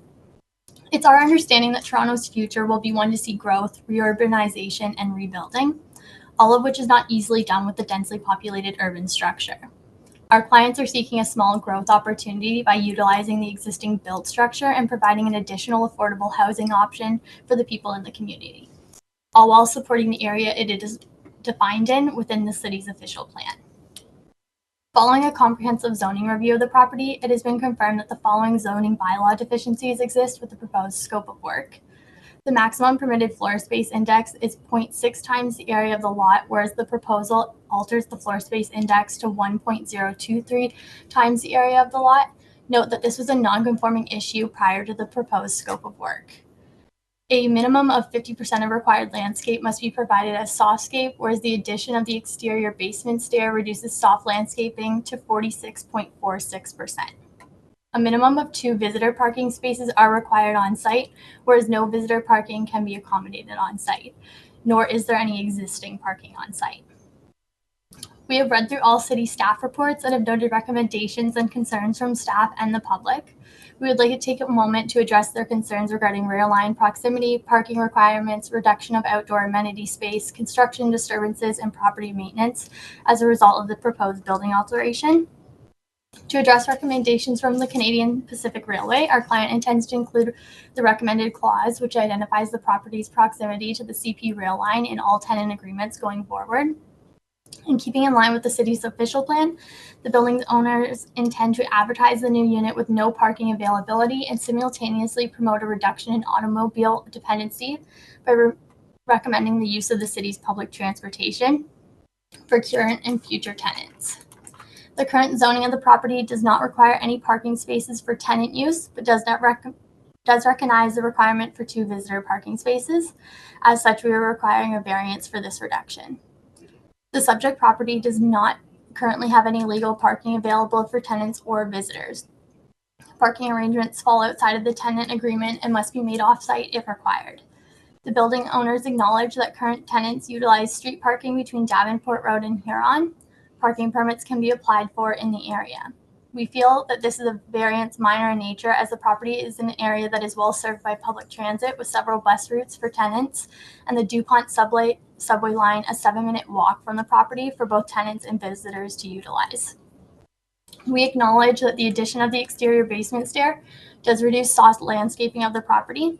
This is approximately 3.5% less than what is permitted. Tenants have expressed concerns over a reduction of amenity for space as a result. We can confirm that the existing shed on the property is currently located and takes up approximately the same space as the proposed exterior stairs. The building owners have indicated that the shed has unintentionally become a storage location for all tenants and will be removed from the property at the time of these building upgrades. Additional outdoor bike racks, a barbecue facility, and benches will be provided for tenant use to improve amenities on the property. While construction disturbances and property maintenance are not zoning specific, the building owner and contractor have plans and protocols in place to ensure that the proposed construction disturbances can be minimized as much as possible. Methods will be put in place to significantly reduce dust and debris. Construction debris will be removed daily and more frequently as required. Work will be limited to daytime hours, 8 a.m. to 5 p.m. Tenants will also be given notice 24 hours in advance of any louder than normal construction noises. Plans are also in place to improve common areas, including common hallways, for improved building maintenance. Based on the information discussed, we believe that the proposed variances are minor in nature. The proposal is desirable for the use of the building, follows the general intent of the zoning bylaw, and the proposal also follows the official plan. We would ask that the I shall ask you now to make your final comment, please. We would ask that the committee consider the approval of the variances to permit the proposed building alteration. Thank you for your time. We would be happy to address any further concerns or questions. Thank you. Okay, Mr. Moderator, how many registered speakers are standing by on this application? For you, Mr. Chair, we have 3 registered speakers on standby. Thank you. Okay. Panel, shall we go to those speakers? Let's go to number 1 speaker, moderator.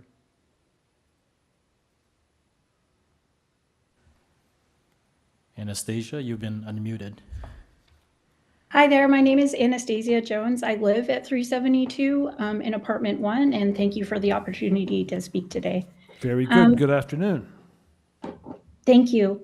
I just wanted to address a few things. One, I would say that the variances to the people living in the building are not minor. So the planner, sorry if that's the wrong term, just said that we don't have parking allowances in our lease. That is incorrect. We do have allowance for parking, and there's a sign on the building saying we can park there. We also cannot apply for permit parking. That is incorrect. You cannot apply for permit parking here if you live at this address, and it is a very real problem. We have advocated for being able to use permit parking, but we cannot. If we lose our parking spot, it will be a serious problem for us. We have a family, a young family, 2 young children, and we use the parking spot on a daily basis.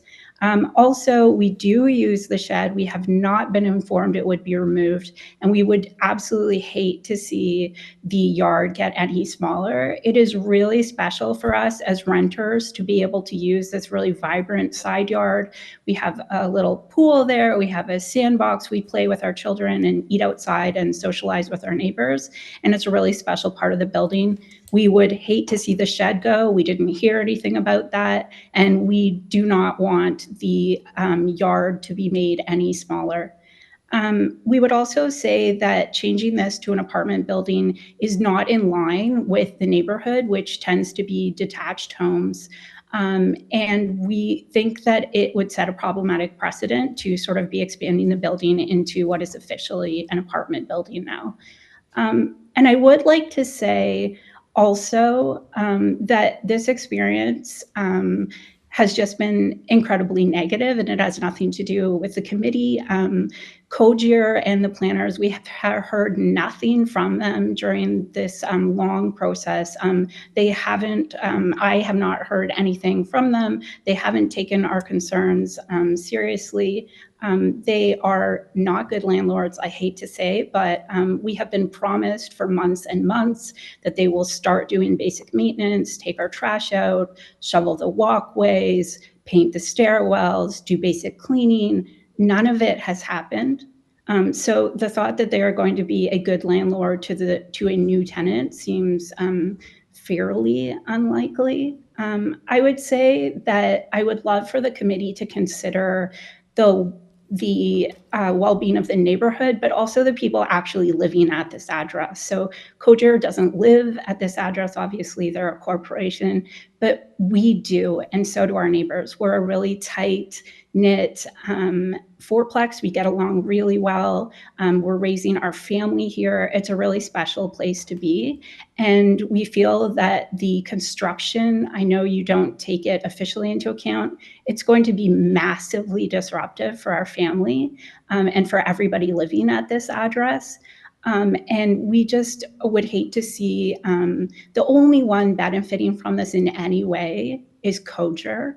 And no one at this address or in this neighborhood is going to benefit. And that concludes my remarks. Thank you. Thank you very much. Let me ask you, I'm sorry, I was trying to understand, but I couldn't understand. You explained that you're not allowed to apply for street parking? Yeah, so the official, so we have spoken to the city about this. We've spoken to our counselors. I've spoken to the police in case they could help us. But the way that it works is we are just not zoned. You would know more about it. I think we're not zoned for permit parking. So we are unable to apply for a permit. So there are 2 streets immediately beside us where we can park on where there are no posted there are no parking regulations posted, but those, that would be on Bolton and Poplar Plains. But they're regularly taken up by people coming to the neighborhood for work or school. Mm-hmm. And you can be ticketed there, and the city will ticket you if you park park for longer than 3 hours. So how many parking spots are there today at your property? Well, according to the planner, there are none, but right now we have on our lease a parking spot, and we do use it, and it appears to be removed in the new plan. Is it removed to allow for this entranceway to the basement apartment? No, it's on the other side of the building. Okay. So the where you're parking, in fact, is not a real parking space, but it works. Well, we have not, we're not parking there. We've been told it's a parking spot. It's in our lease. We agree to it. We pay for it. It's marked as our spot. So I don't know anything about it not being a legal space. Oh, you do? It's in your lease and you pay for the parking spot? That's correct. Okay. And I know that going from 4 units to 5 changes the definition, but in fact, how does it actually change the experience of living in the building if there was a tenant in the basement? Sorry, is that a question for me?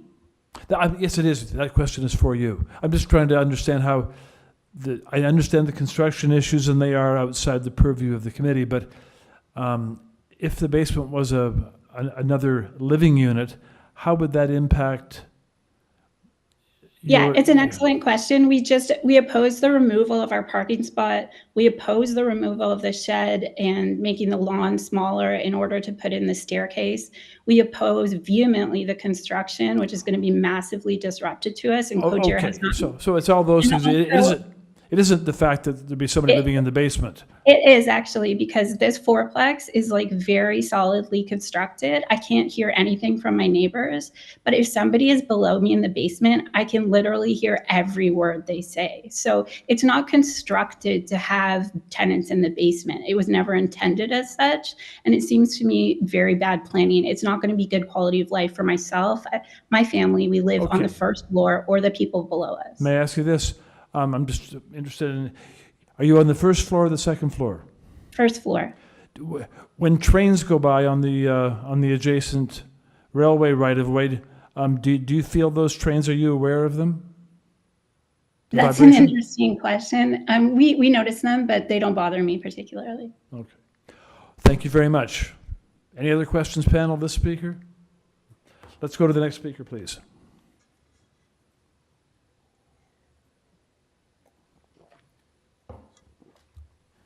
Joy, you've been unmuted and you may turn on your video. Hello? Hello? Can you hear me? Hello? We do hear you. State your name, please. Okay, thank you. My name is Joy Wang, and I'm the owner of 376 Davenport. So, yeah, I actually saw the variants are pretty minor, and I'm just here to say I'd like to see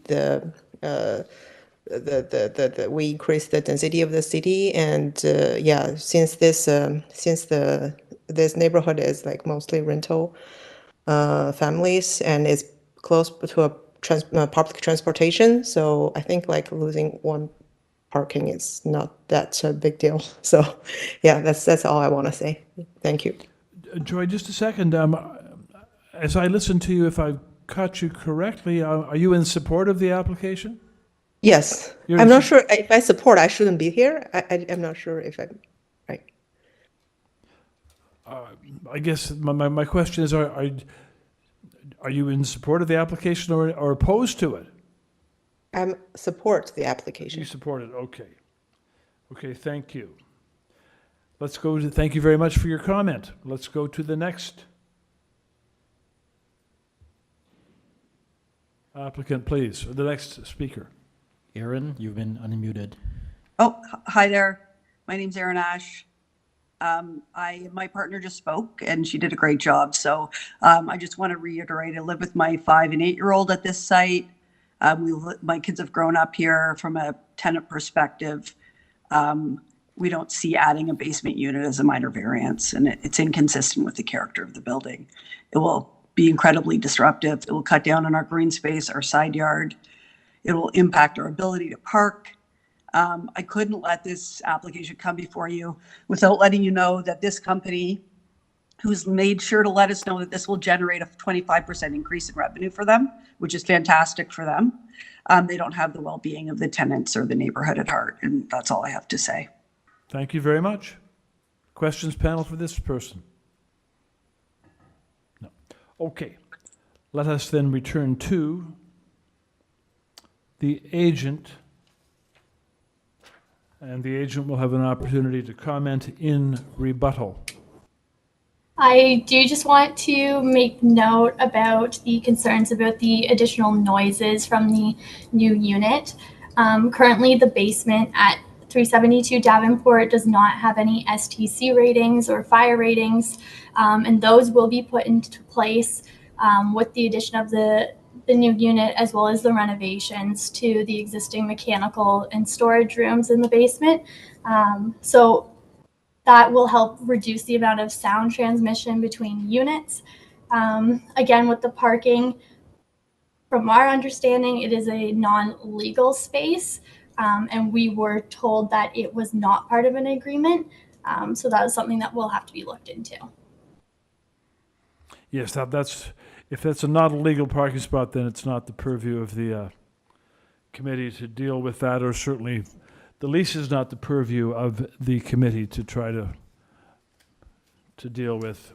We are looking at the variances. Okay, any questions now, panel, for the applicant?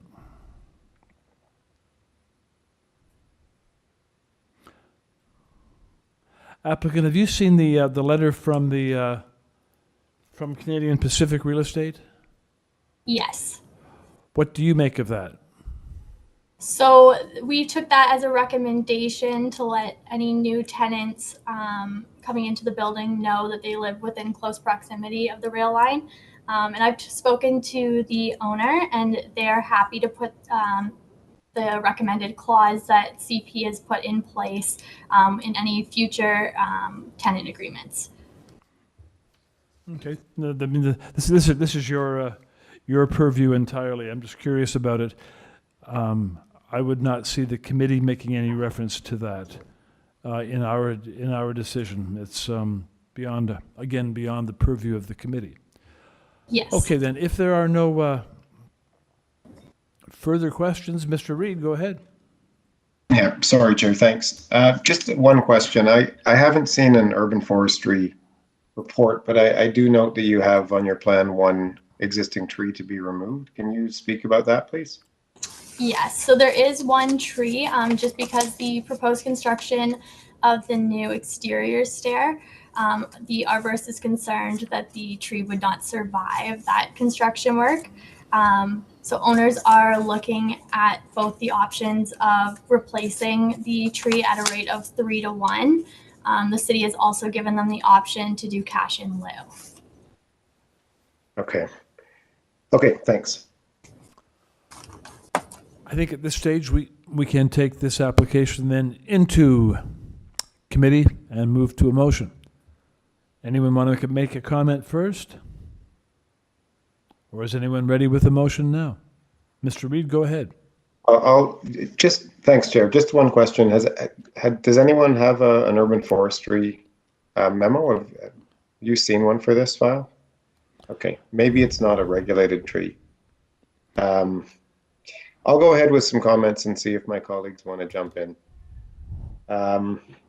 I sympathize with the tenants for sure, because I think construction always has impacts on neighbors, and particularly, especially on tenants.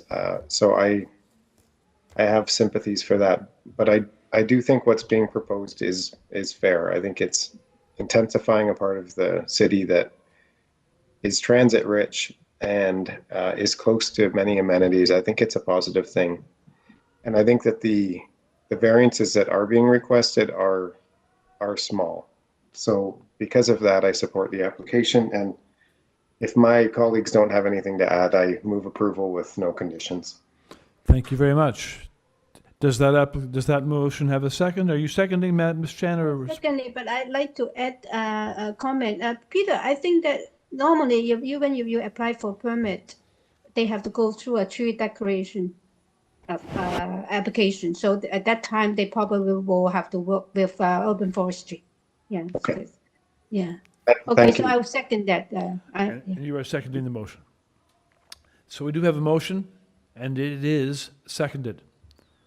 That motion is to approve without condition. All those in favor, please show of hands. Those opposed. Let the record show that Mr. Hunt stands in dissent. The motion, however, does carry, and the application is approved. And with that, the panel moves along to item number 30, number 37, 66 Wallington Avenue.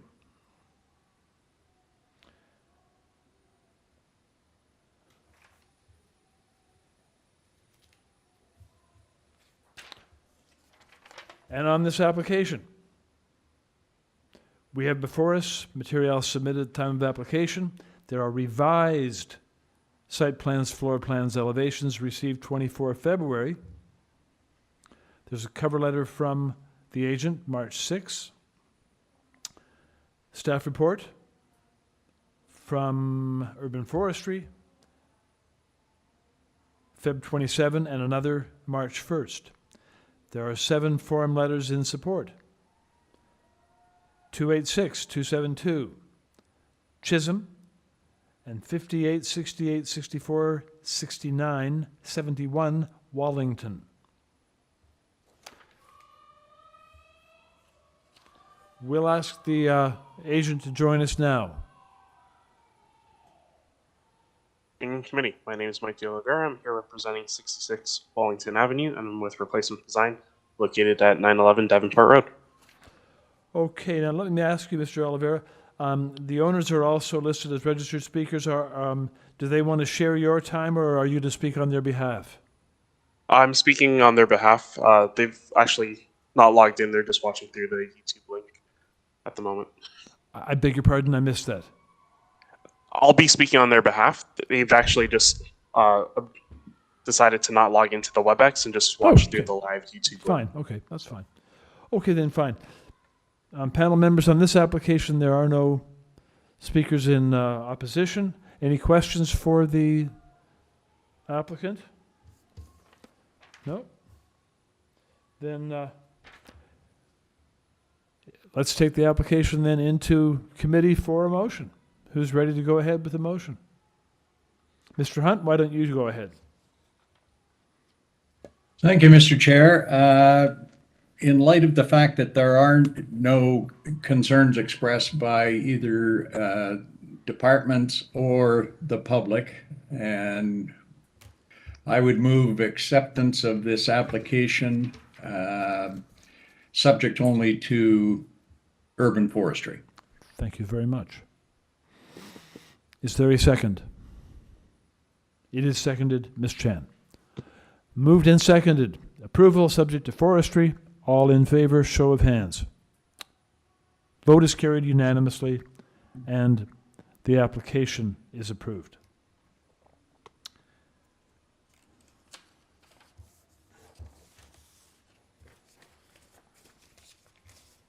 Number 38, 21 Glen Manor Drive.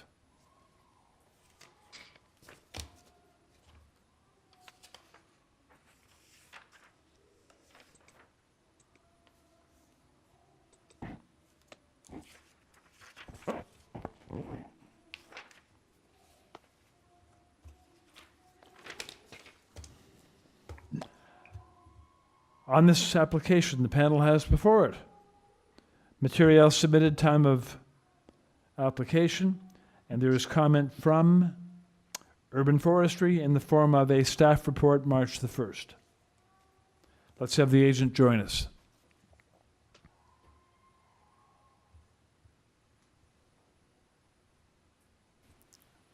Zulhash, you've been unmuted.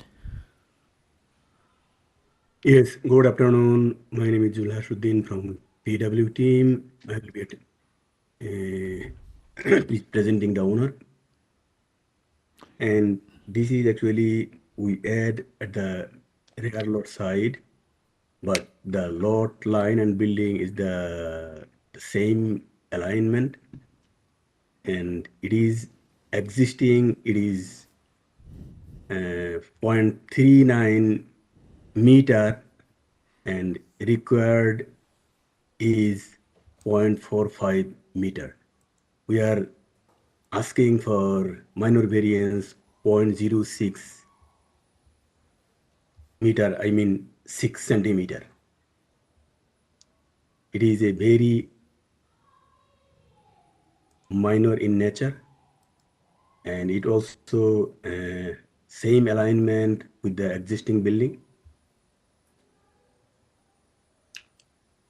Thank you. Okay. Panel members, any questions for the applicant? The applicant's pointing out that the variances, there are 2 variances sought. He's of the opinion they are minor.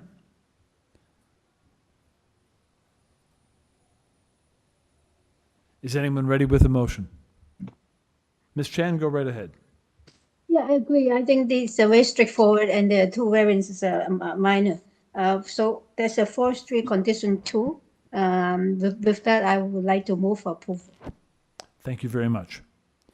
That is seconded by Mr. Reed. So it is moved and seconded to approve the application subject to forestry. All in favor, please, show of hands. Unanimous vote, motion carried. Application approved. Your application is approved, sir. All right, number 39, 464 COSBURN Ave.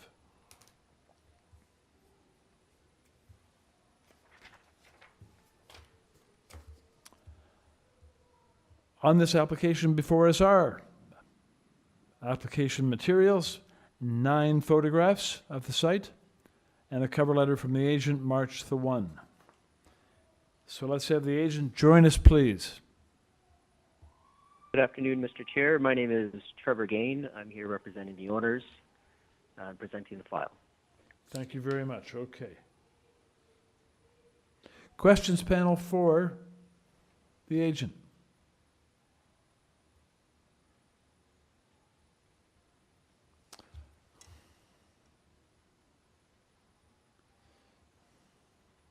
Could you comment on the coverage and the fact that you're at 52 where 35 is required? Yeah, this was kind of a two-stage project. Started off as one stage. The first stage was a committee of adjustment to do a second floor on top of the bungalow back in 2008, which was approved, and that pushed the coverage to 40% approval. And then now, as I mentioned in my covering letter, it's just the way the family wants to live and how they access the backyard, that that original application of the double car garage that's currently in place, it would remain a single car garage, which basically cuts the house off from the backyard. So what we're here for today is just to basically convert that entire garage space into habitable space in a pending building permit and move the parking spaces to the back and it's detached. So the coverage jumps from 40 to 52, which is just representative of the new detached garage in the rear yard. Okay, thank you. Panel members, let's take this application then. If there are no further questions, let's take it into committee for a motion.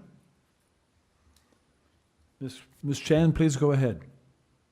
I agree. By switching the location of the garage, actually make the house more functional. I mean, where your activity with the backyard is so connected. And I think that the extra coverage is understood. And then with that, I will move for approval with no conditions. Thank you so much. Okay. And that is seconded Oh, by. that's maybe one question to I didn't mention the new driveway. Can it be a permeable material? Okay, we're coming out of committee for a moment here with a question. Yeah. So just hold that motion in place. We're going coming out of committee to ask a question of the agent. Go ahead. Yeah, we have no opposition to permeable pavers. We do not have any landscape variances in the rear yard. So everything is as of right in terms of green space, but it'll be paved in some, either interlock, but permeable pavers, if that's the wish of the committee, we'll accept that. Okay, so I put that as condition. Okay. Yeah. Permeable pavers on what area, Ms. Chan?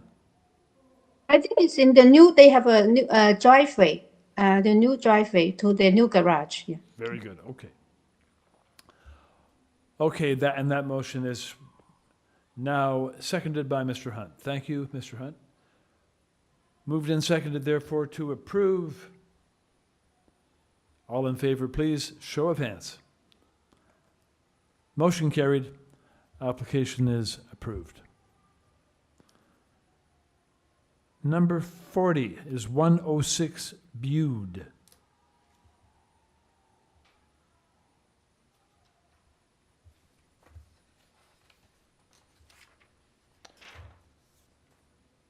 And 106 BUDE, we have before us simply those materials which were submitted with the application at the time of application.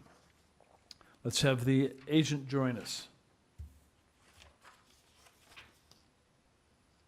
Agent for 106 BUDE.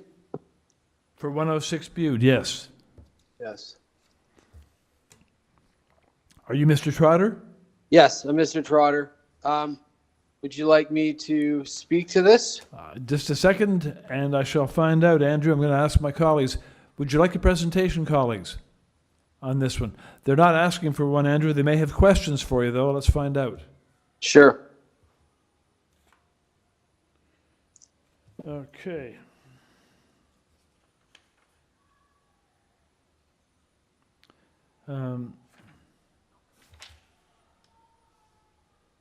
So basically, you just want to, your proposal is to move from 2 units to 3 units, is that correct?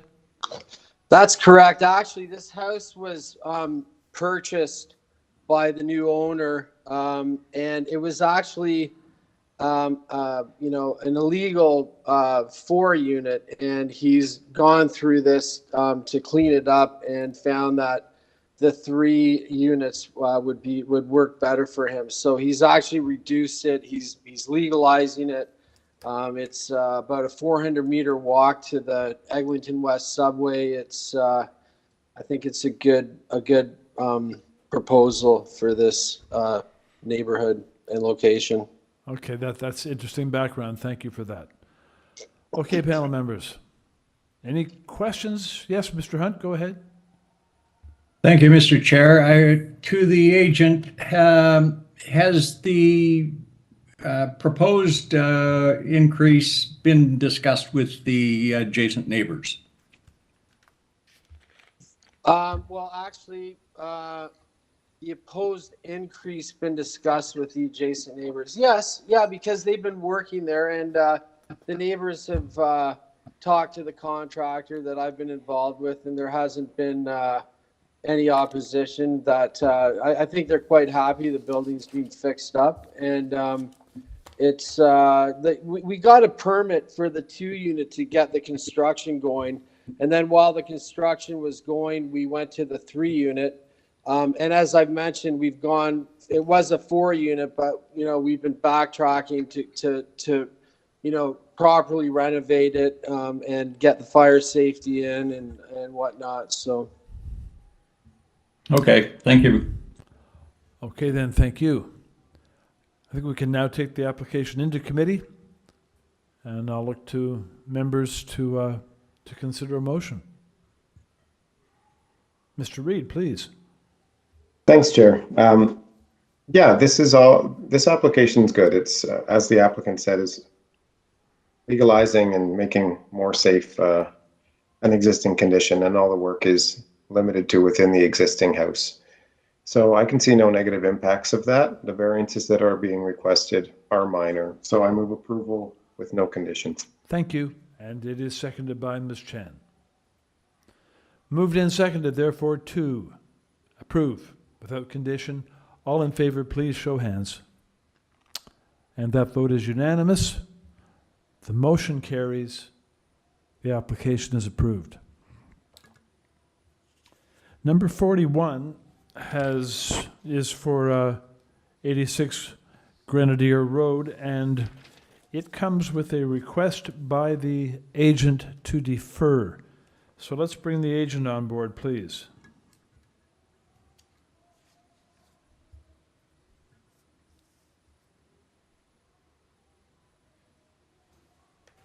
Tony, you've been unmuted.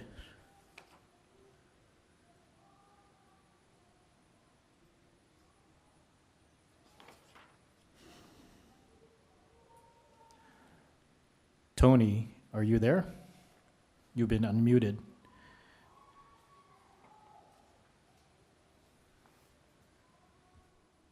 Hello, can you hear me? We do hear you clearly, yes. Okay. Could you state your name? Good afternoon. Good afternoon, Mr. Chairman, members of the committee. Tony Gaddy with Gaddy Brothers Consulting and Design Limited. If you recall, we were before the committee originally in August, and I requested a deferral. That was at the request of the applicants and the property owners. In light at the time of interest rate movement and that sort of thing, they wanted to make sure that this was something that they wanted to and could go ahead with. The decision was made to proceed. On Sunday, we received an email from the neighbor at 86 Grenadier. So that's the neighbor to the west, directly adjacent to the addition, identifying some concerns. So he and I, back and forth with some email, I spoke to the client, decided that it was probably best that we request another deferral so that we can meet with the client and come up with a solution and see if we can't come up with a solution that works for everyone. Just to give you an update, I did meet with the clients today and our engineer and design staff, and we have started working on something that we think will satisfy the neighbor. So once we have something that we can present to the neighbor, we will be reaching out. And I did advise, if it is the neighbor that I think that is registered to speak, that we will reach out once we have something that we can put before him, and then we'll sit down and go over the proposal, and hopefully it's something that we can come to an agreement. So we didn't want to waste anybody's time today, trying to push this through if it wasn't going to work. Okay, thank you for that. Just let me You're welcome. check with the moderator. Is there a person registered standing by to speak? Through you, Mr. Chair, we do have one registered speaker. Okay. So what I'll be doing in this situation is to speak with that registered speaker who has patiently stood by, and the committee will make the decision on deferral. That's our decision to make. But I do want to hear what that registered speaker has to say about this and how they would feel about a deferral. So let's now then bring on the registered speaker, please.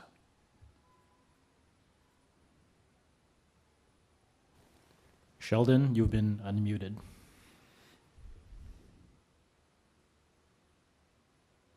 Hello.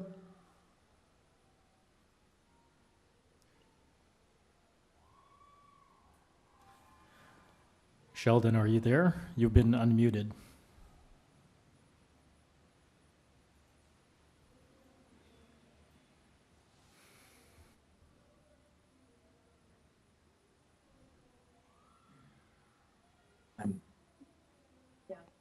Hello.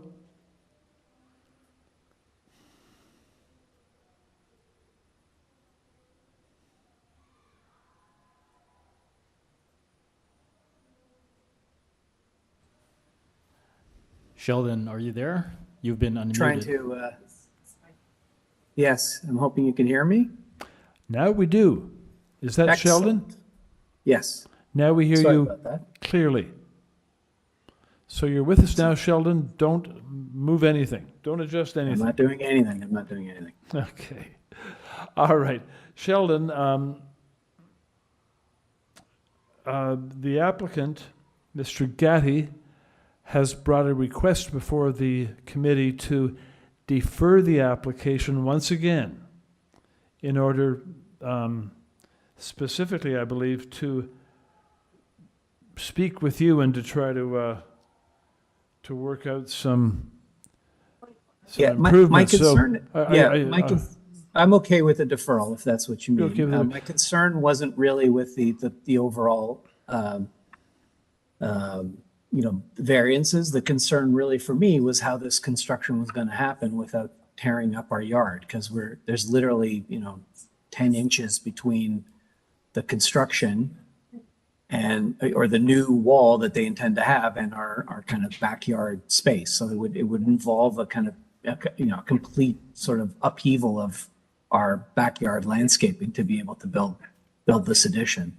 So I was looking for some kind of details as to how this was going to happen. So I think I have made some sketches and sent it to them. I would suggest that, none of the information or materials that were submitted have any kind of adjacent buildings shown on. Okay, no, you don't have to site go into plan. I just need to know from you that I'm just interested in your thoughts. So you're not opposed to deferral. I wanted to ask you something, and that was, as you know, this was deferred first back in August. Right.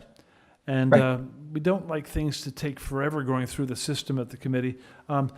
Back in August, were you voicing concerns or opposition at that time? Was that part of the reason that a deferral was sought? No, I recently looked at the drawings for the first time, to be Okay. honest, and that's when I noticed that I'm not sure anybody had thought through how this was going to be built. Okay. So it became a concern to me when I kind of realized what they were proposing. Very good. I mean, the reality is you can get the variance and then you can't get it built. That may be the other issue with all of this. Okay. Okay, now, you understand that the committee will make the decision, but now we have some information as background. So thank you, Sheldon. I'm Thank going you. now to go back to the committee. So committee, there you've heard from the speaker and from the applicant. There is a request before us for deferral. Anyone ready with a motion? Mr. Reed, please. Sure, thanks, Chair. I'm happy to move deferral of this application. And does that have a second? Does that motion have a second? I'm not seeing one. Oh, it is seconded by Ms. Chan. Okay. It is therefore moved and seconded to defer. All those in favor, show of hands. Okay. Okay. That is unanimous vote. So the motion to defer is carried, and the application is deferred. We now come to the final item on today's agenda. Number 42 is 325 Salmon Avenue.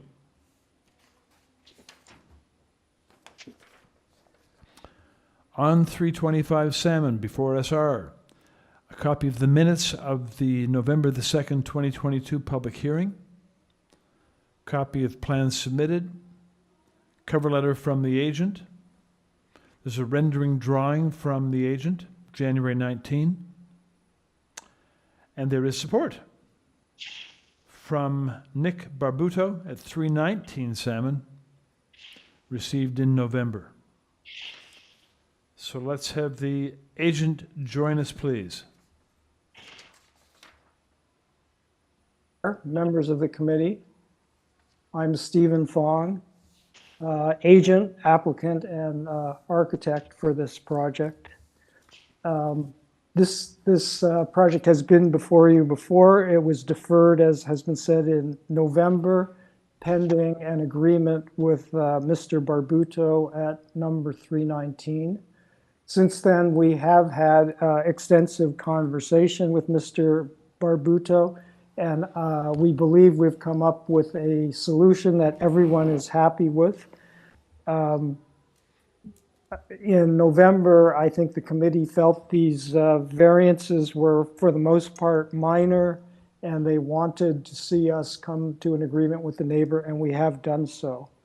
I don't know if you'd like me to speak further about this, or if you feel that's sufficient. No, the neighbor has sent a letter in support, so that tells us. Well, that letter in support actually came in November from Mr. Barbuto. Correct. So, panel members, Ms. Chan, go ahead, please. I'd like to start because I think I was on the panel for the previous hearing, and I remember that the site plan at that time given to us was nothing on the site. You just asked for paving, and the deferral grant them opportunity to work out more of the site this landscaping and paving area. And I think that they come back with a much more well thought out site plan. I'm satisfied with that, and I think it's a great improvement from last time. Do you wish to make a motion? Mr. Reed, sorry. And then, yeah. And in terms of the conversion, I think that everybody, even at that time, agreed it is a good idea and providing good quality units on the ground floor. And now they have nice landscaped area outside. So I will move for approval. I don't think there's any conditions. No conditions. Yeah. Okay, thank you. Mr. Reed, I'm sorry, you had a comment, or? I agree with everything Yim said. I was on the panel last time too, and I just wanted to commend both the applicant and the neighbor.